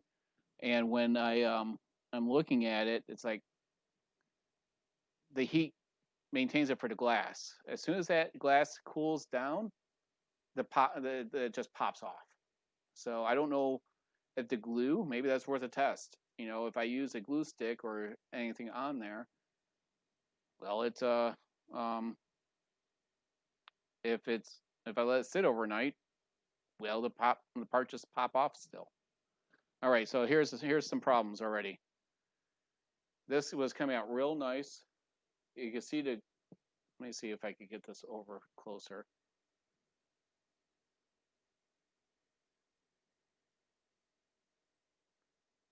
Now we got clumps everywhere. See that?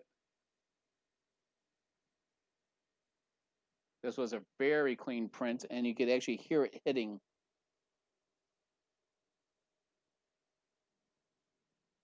And now we're at 50. Yeah, so power on, resume.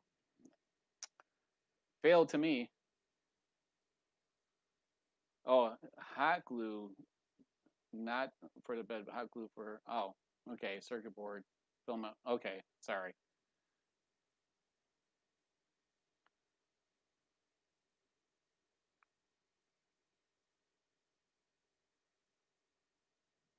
Oh, the flickering inside the hotbed? Or the hot end?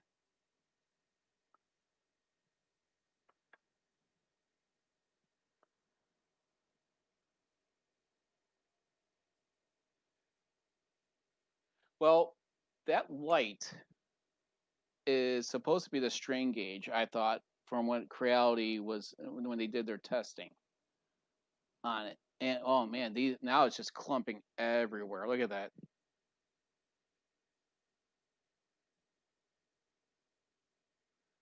That resume just killed the print.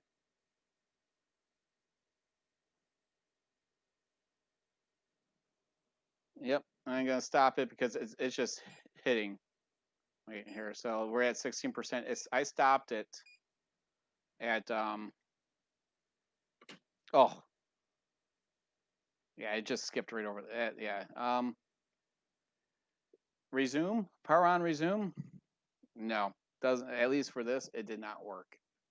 Thank you for mentioning that, Thomas, to give that a try. Not that.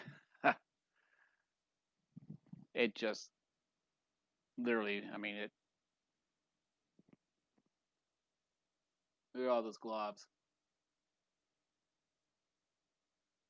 So if it started at 13%, let's just say that, right? If it was at 20% when we unplugged it, and then we restarted it and it started at 13%, I don't know.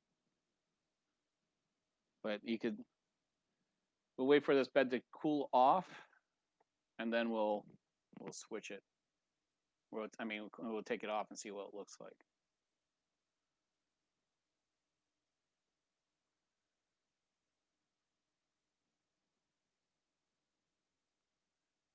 Yeah, that nozzle was probably gonna need some cleaning. But hey, well, you know what? When it homes, check this out. Let me switch the camera again. I kind of like this. Look at this. When it homes, it actually is off the glass completely. So when it doesn't, your nozzle isn't purging onto the glass. It's actually off the glass. So.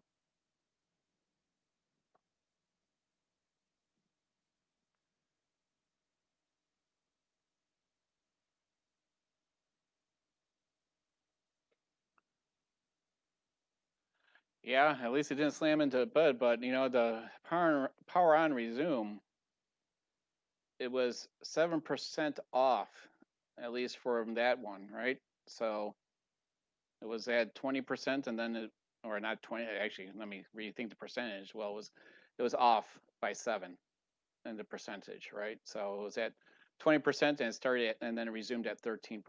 So not, forget my calculation at the beginning, that's more than 7% off. So.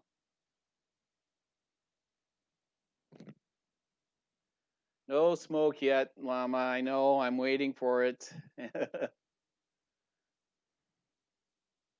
Yeah, and the thing is, if you know, if it did leak, honestly, it should go off, purge, and then come back, right? I mean, that's what I would think for if you're doing a power on resume. Yeah, it did. You know, I mean, but again, that the strain gauge. So what we'll do is before we end the stream, I'll wait for the bed to cool off, and then we'll do another leveling. Because I believe when that strain gauge that's in here, when that strain gauge is, oh, sorry, I don't have that camera on, but in here is when it's triggered, it lights up. So all these high spots, I think it was hitting, making that strain gauge hit and causing that to light up.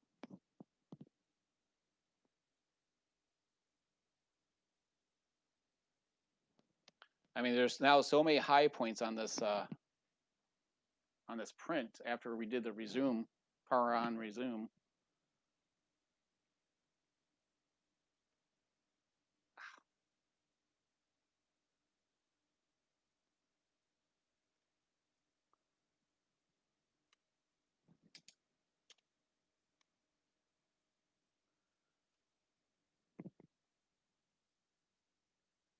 Yeah, it's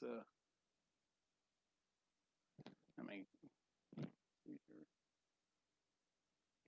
Let me give this full screen.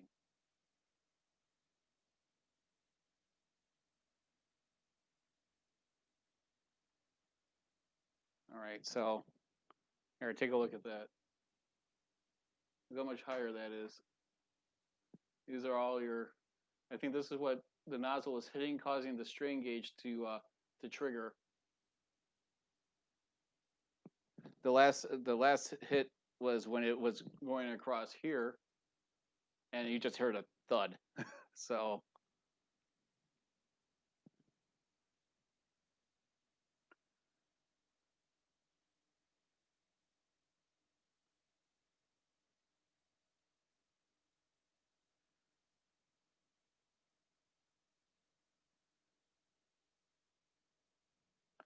Let's get this off here.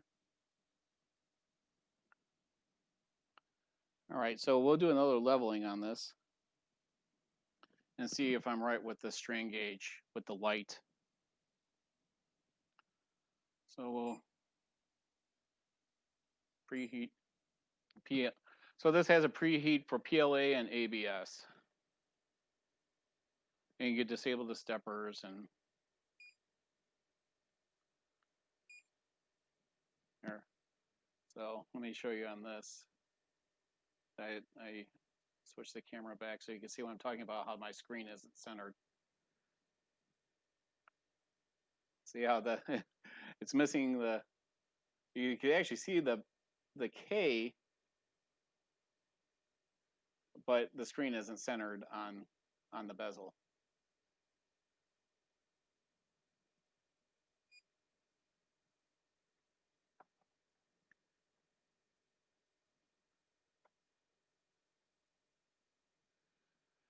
Yeah, I'll do the E steps and flow rate tuning.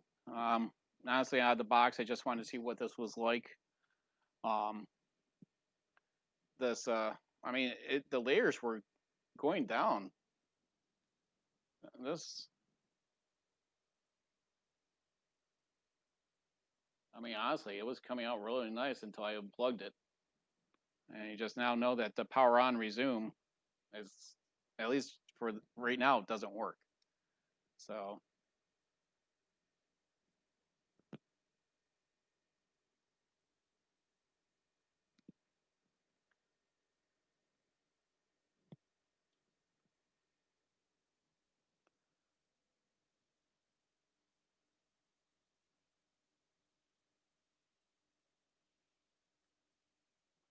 All right, so let's do this leveling. All right, do the auto level. And you should see this blue light go on and off. Yep, there it goes. So every collision on that print was causing that light to go off. So that's how you know the print was basically a fail after that power on resume. That was a good catch.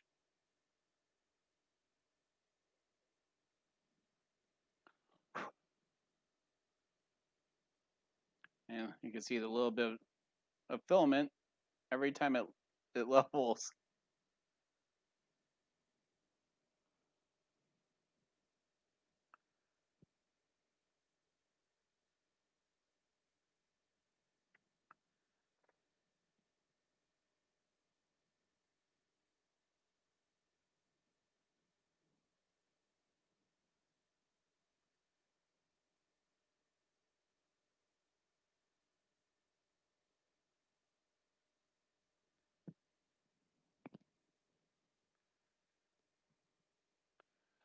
Yeah, I'm not happy with. Honestly, I'm not happy with how they did it. Okay, I don't know about you. What order number were you for Australia? I was number 91 as it shows on there for the Kickstarter. I don't understand why they, I never done Kickstarter. This was my first time. I always thought it was based off of first to last. I was an assumption. And when they started doing the last, then they said, oh, we're doing the bulk shipment first. Um, um, saying, okay, majority were US, we're going to ship out them first. I kind of understood, but I'm like, you know what? Logistically, I still didn't like it. Now, with your Kickstarters that you've done, do they do based off of lowest number first to high, or it just random, or last number first?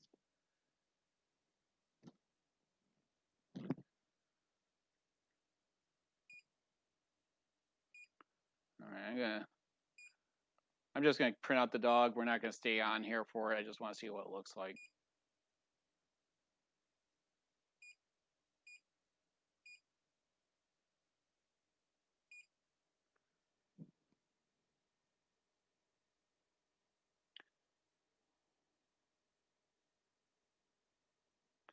Yeah, I was telling my wife, with Kickstarters, you're almost like you have to be willing to throw away that money. And she's like, what do you mean? I said, there's a lot of Kickstarter projects that people fund and they'll never see that money again. Oh, so they're all sent at the same time. Now I've done 3. I've done this one, I've done the filament dryer, and what's called a smoke mini smoker. So I'm like in the 7,000s for the smoker. So I'm like maybe by Christmas or later. So if I ever get it. So, but yeah, it's we'll see. But I didn't understand the point of having. Let me move this my laptop.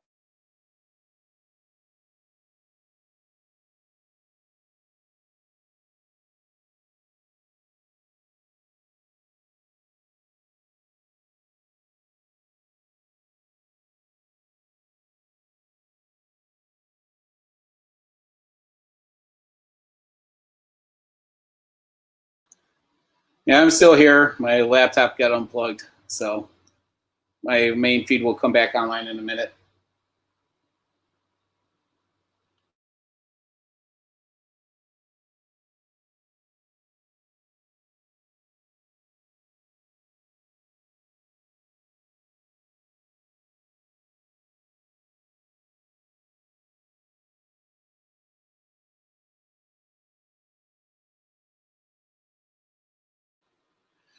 Yeah,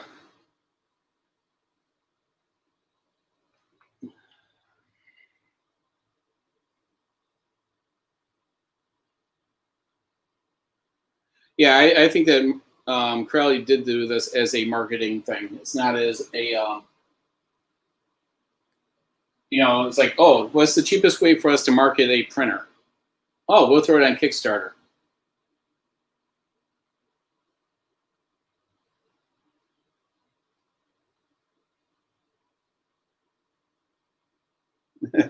Sorry, Thomas. My laptop got unplugged, so I lost everything.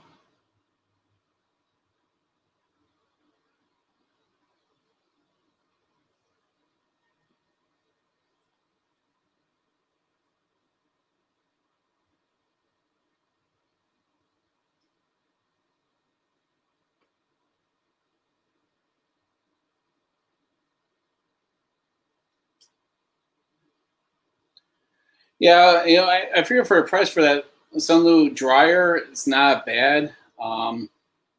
That's why I did it.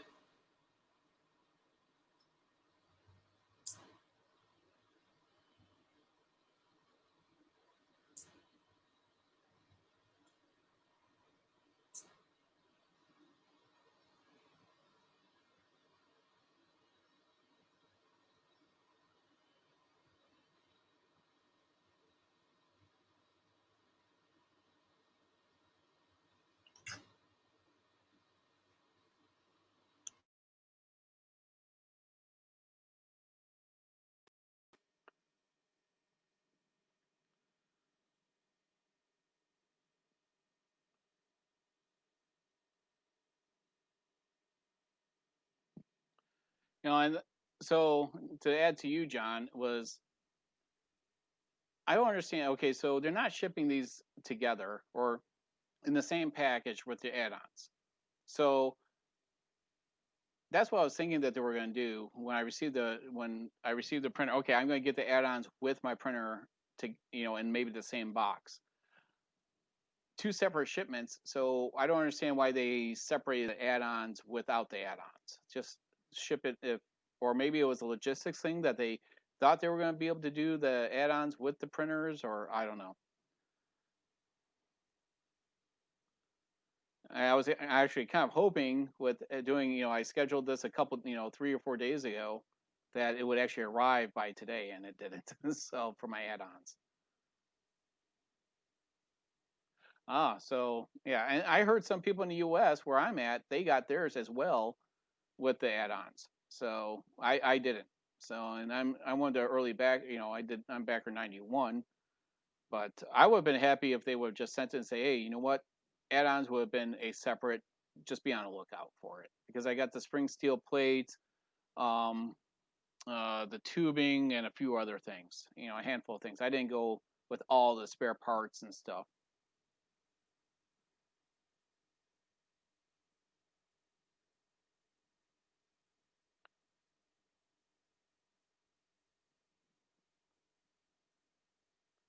Yeah, I mean, I'm kind of looking forward to the. I never used a spring steel sheet before, so I was kind of looking forward to see what that would be like on here.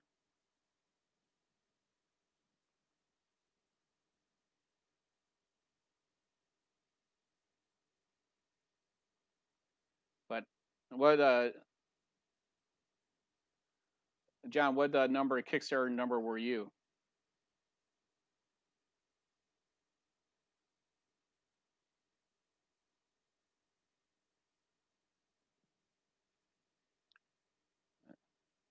Is my sound working? You able to hear me?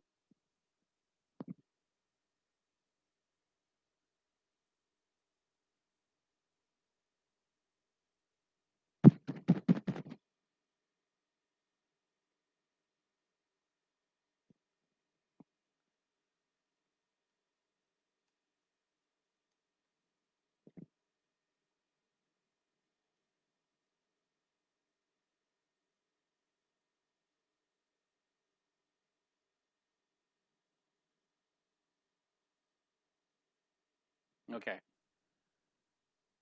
Yeah, it's my lapel mic. I'm not sure. You know, I had to double check it. So still says it has power. So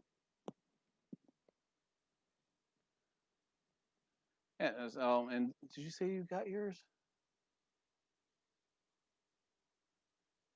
Oh, so you did get your add-ons in the box. Yeah, that's what I was hoping that mine would be too. But I mean, if they realize they're not going to ship it within the box, just ship the darn printer and say your add-ons will be a little bit later. I didn't understand the two different two different types. Just send them all.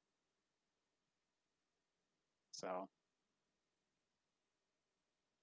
anyways, um, we know that the so far it hasn't caught fire.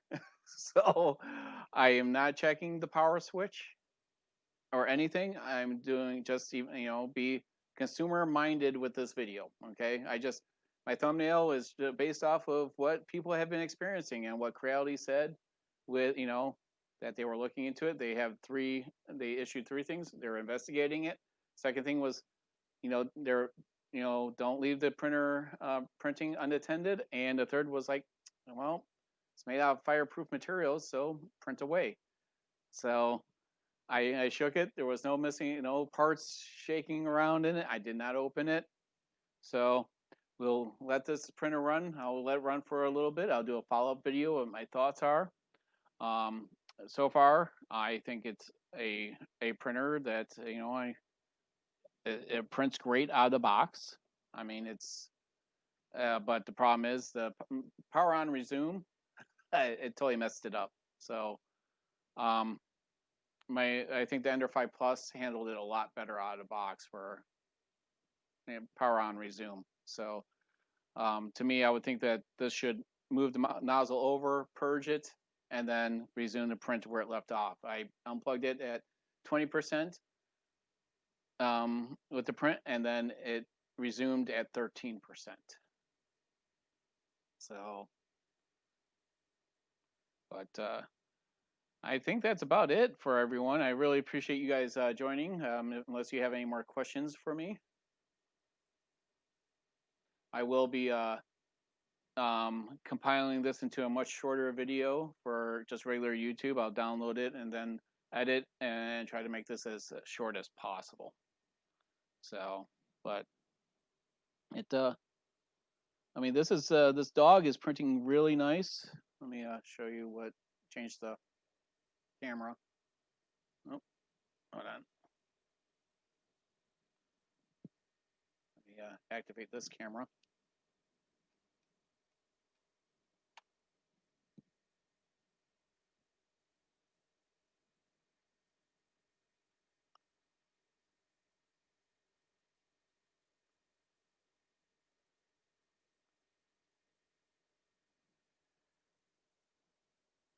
I mean, as you can see, it's just turning away.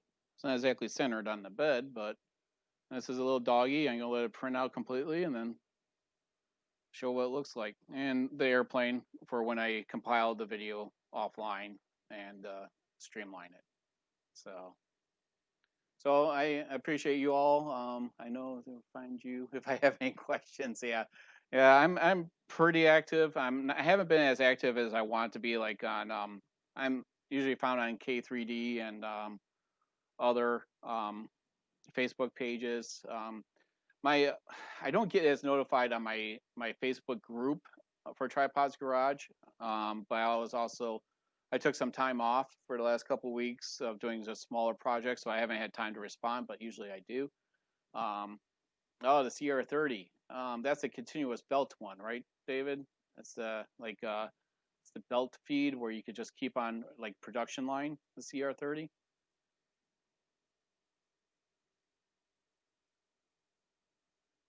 That okay, so now the CR30 is going to be on Kickstarter as well. Really? I'm sorry.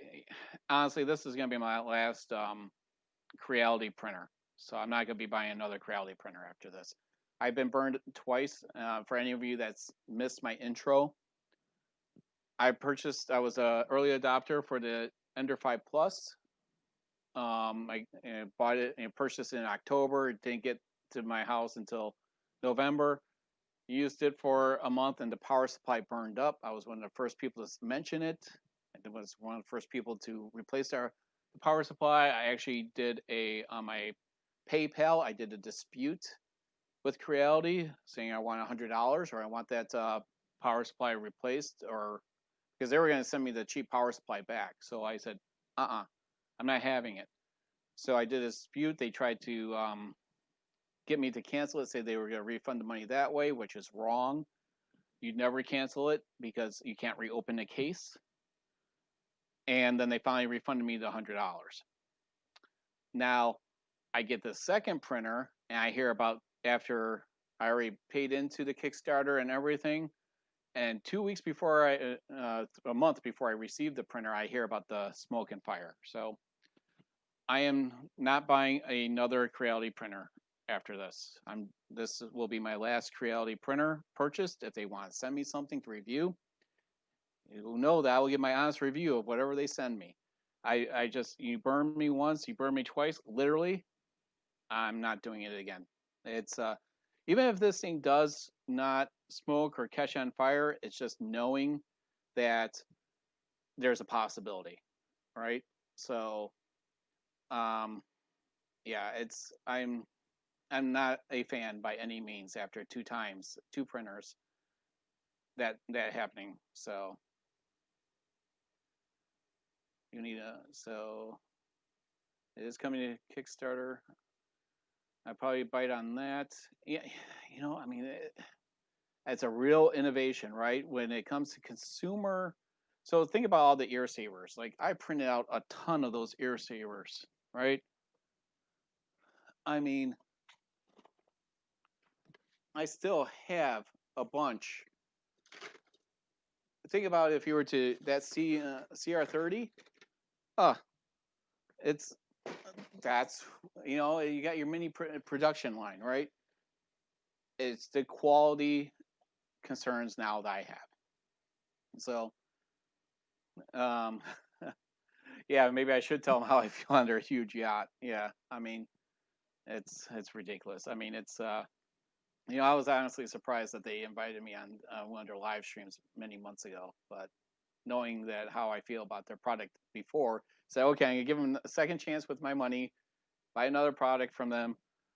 And I mean, honestly, if there was no other issues, I mean, if it didn't catch on fire, I wouldn't have any issues with this printer at the price point that I got it. I got this one on the Kickstarter, right? I was the early bird special was $269. I was one of the first 100 to get it at the $269 price. And I said I wasn't going to buy it if I wasn't able to get it for that price. At $269, this thing is a steal. Now they're selling it for $400. So 400, and if you weigh in all the upgrades that people do to like the Ender 3 and stuff, technically it's a pretty solid deal. But I look at this, for $100 more, $130 more, I could get the Ender 5 Plus with a mean wheel power supply. I think that's what they're shipping it with. So I'll rather get the Ender 5 Plus for that price, for $130 more. So Let the hate flow through you.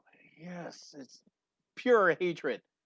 Now, well, I mean, honestly, when you spend your own money on these products and they just say, well, it's fire resistant materials, it's kind of a slap in the face, right? So it's like, okay, um,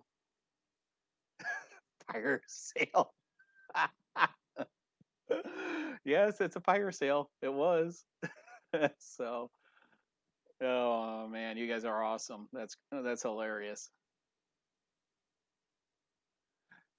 Well, the thing is you go on to all these other streams. They say they recommend, and they go on to their streams, right? And they say they take advice from what people are modding and things. But this is basic stuff, right? The power supply and the board and loose cables, right? This is things that they should be able to get right.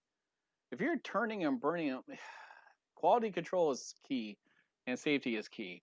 I mean, yeah, it's you know, to me, this is not cheap, right? I mean, all my videos are typically within a certain price point, and when I buy something like of this size, it's for my own need, not a want.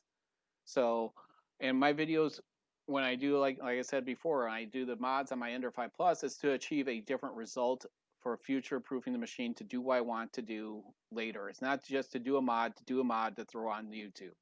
So, and eventually, when I get all of my other machines in here, I will have enough machines with the two 3D printers, a CNC machine, and a laser cutter engraver. I'll be able to build almost anything I want. And that's the key to my workshop. So yeah, that's what whoever said that it should be fired. I want to know. I think it's better to step down the motor voltage to 12 volt. The most idiotic thing you can do. I don't get it either, Jake. I don't get it either.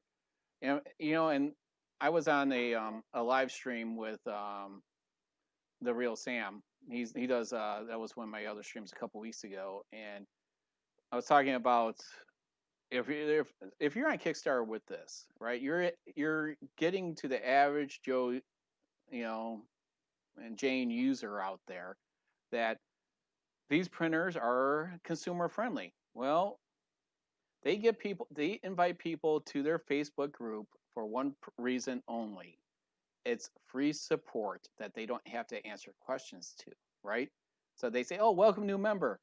Well, and then, "Oh, by the way, you having a problem with that? Oh, okay. Well, we expect the consumer to tear apart the main board and replace it themselves."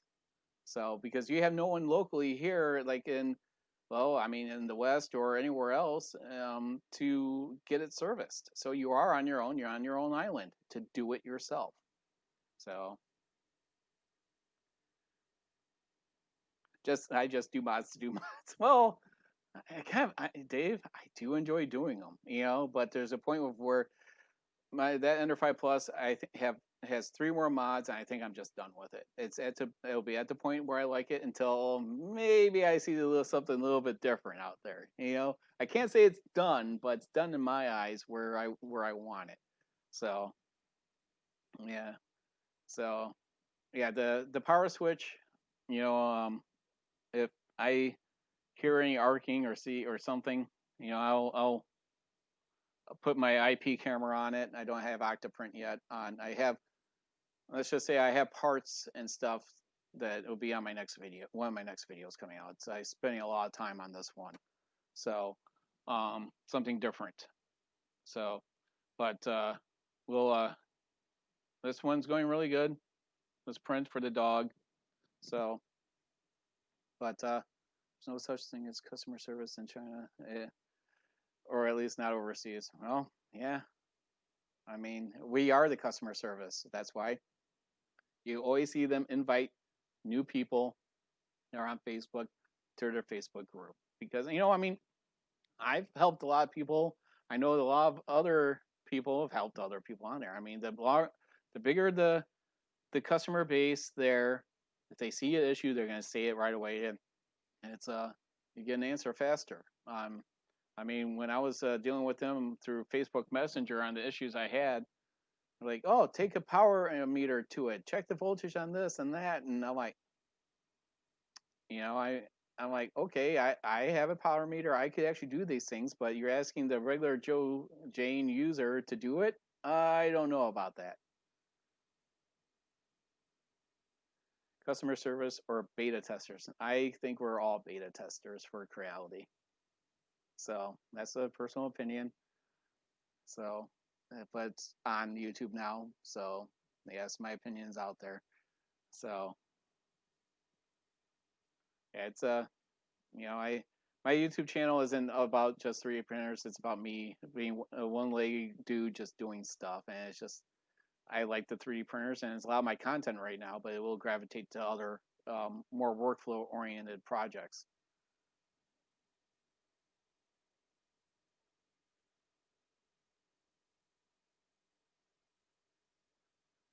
Also, who in the F runs main wiring through a sharp edge extrusion without a grommet? Oh my God, when I see that, are you kidding me? There's no grommet around there. That's what grommets are for, right? It's so you don't literally cut the wires as you're fishing them through, right? Yeah, it's and yeah, I'm not a fan of exposed power supplies too. When I saw the Ender 3 with granted, there's covers on both. I like to see it just totally encased, right? I don't want to see. I don't want to see the power supply. If it's an external one, it better be a brick within a cord and sealed. Otherwise, I don't. It should be in the case, properly grounded and everything. So when I saw like the Ender 3 and other ones where you see the power supply on the side, no, not a fan.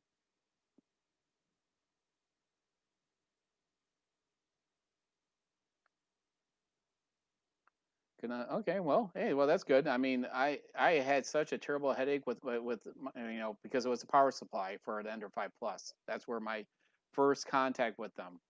Kept on telling him it's the power supply. No, no, no. I said there's parts shaking in it, and I smell the burnt electronics. Okay, it's and they were going to send me the same power supply. I said no. I said this should have been shipped like with a mean wheel or something. This is clearly inadequate for the machine.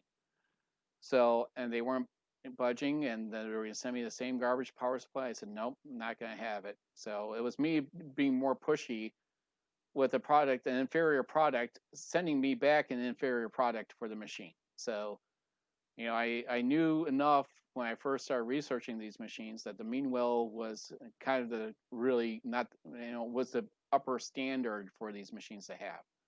So, and it never said what kind of power supply it had when I mean I was an early adopter to the Ender 5 Plus. I received one of the first batches. So, but it's I'm glad that you were able to get them online and they were able to send you a board. Um, how long is it going to take you to get that board?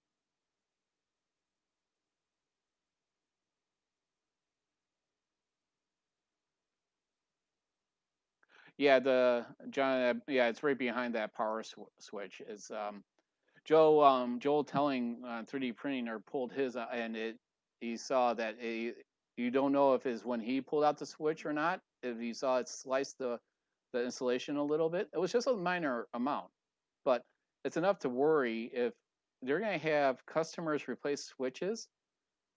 That is just a.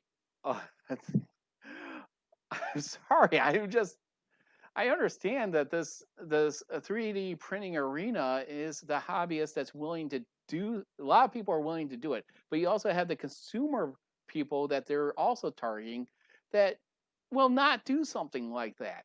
You're like, oh wait, I have to take apart the power switch and put it together the correct way. So I'm not afraid to tackle it, but other people would be.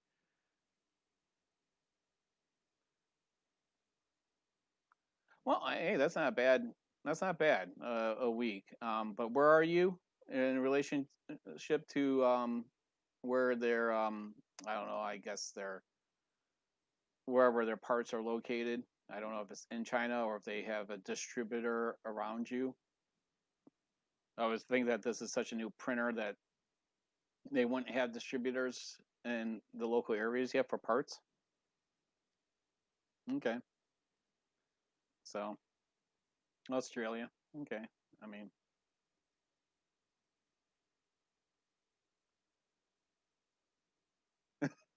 It's like sausage you don't want to know how it's made. Yeah, you don't want it just tastes good. You don't care what you do. You don't want to know what's inside of it, right? So, yeah. I mean, it's I've only had these two from Creality, and I'm telling you right now, I'm just not a fan after, hearing the issue with the second one, right? And it's I didn't see where mine came from. I think mine came directly. I ripped off the shipping label. Yeah, because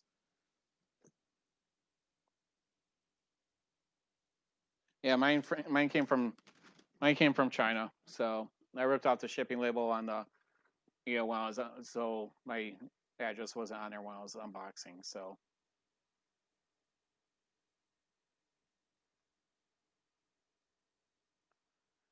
yeah, John is yeah, hobbyist. Like I said to other people, was building these RC cars up here. You know, um, that's one thing.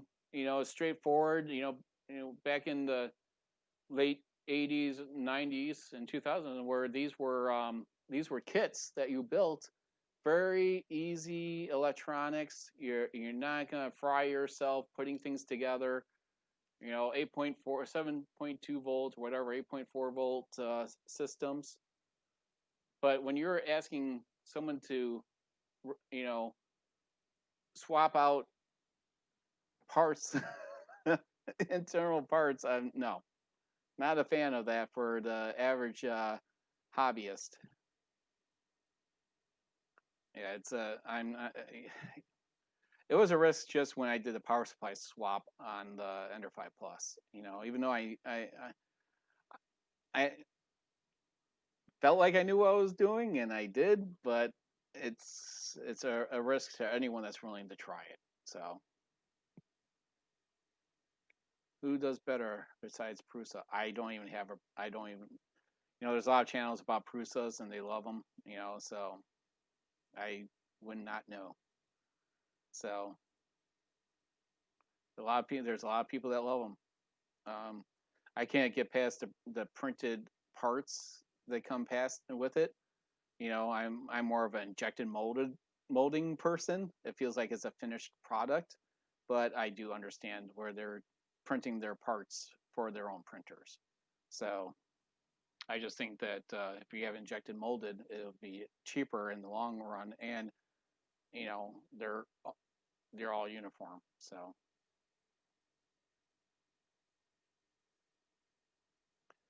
anyways, any more questions before I end the stream? I was thinking it would be at 6:30 and Central. It's at 6:42, so it's not too far over. So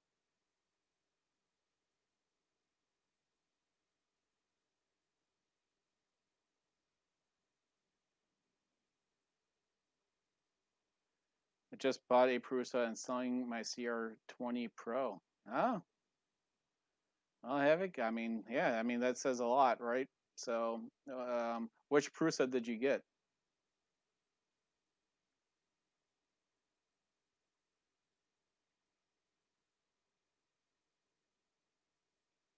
I really like their interface on their displays for like I saw that mini. It looks amazing. Okay, MK3S. I'm not familiar with their model numbers, but maybe this will help out people in this stream. As I again, I jumped on this for the price point, and if I didn't get the first batch of 100, I wasn't gonna buy it, and I was lucky enough to actually hit that at the 269 price point. So otherwise, I would have never gotten this one. You almost pulled the trigger on the mini. Yeah, I mean that mini looks slick. I'm not a fan of the wire management that goes underneath and then plugs into the display. I think their wire management could be better. So, but especially for their price point.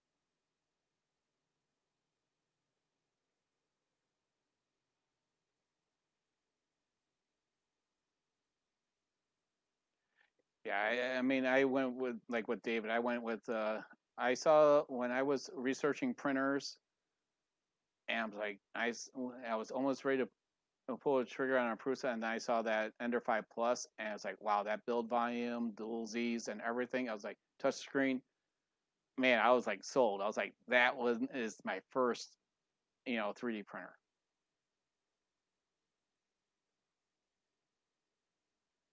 All right, guys. Well, and girls, I am going to end the stream. I really appreciate you guys tuning into Tripod's Garage. And you know what? Have a great day, weekend, evening, or whenever you decide to rewatch this. And for everyone that's been hanging out on the stream, I totally appreciate your support. You guys, a lot of you have been following me since the beginning, like Dave, and I totally appreciate it. Again, I'll clip this down to a lot smaller for anyone that didn't get a chance to stay on as long, and try to keep it under 30 minutes. So again, I hope everyone had a great Labor Day. Stay safe out there. Hopefully, everything will pass along and we'll be at our new normal, and we'll put this world back on the correct course, right? So, so I appreciate everyone. Uh, we'll see you later, David, Thomas, and Havoc, John, and I'm bad with names. I can't pronounce half of them. Fleming. Um, and all the others. So, and Clark. So, we'll catch you next time on Tripod's Garage. Thank you.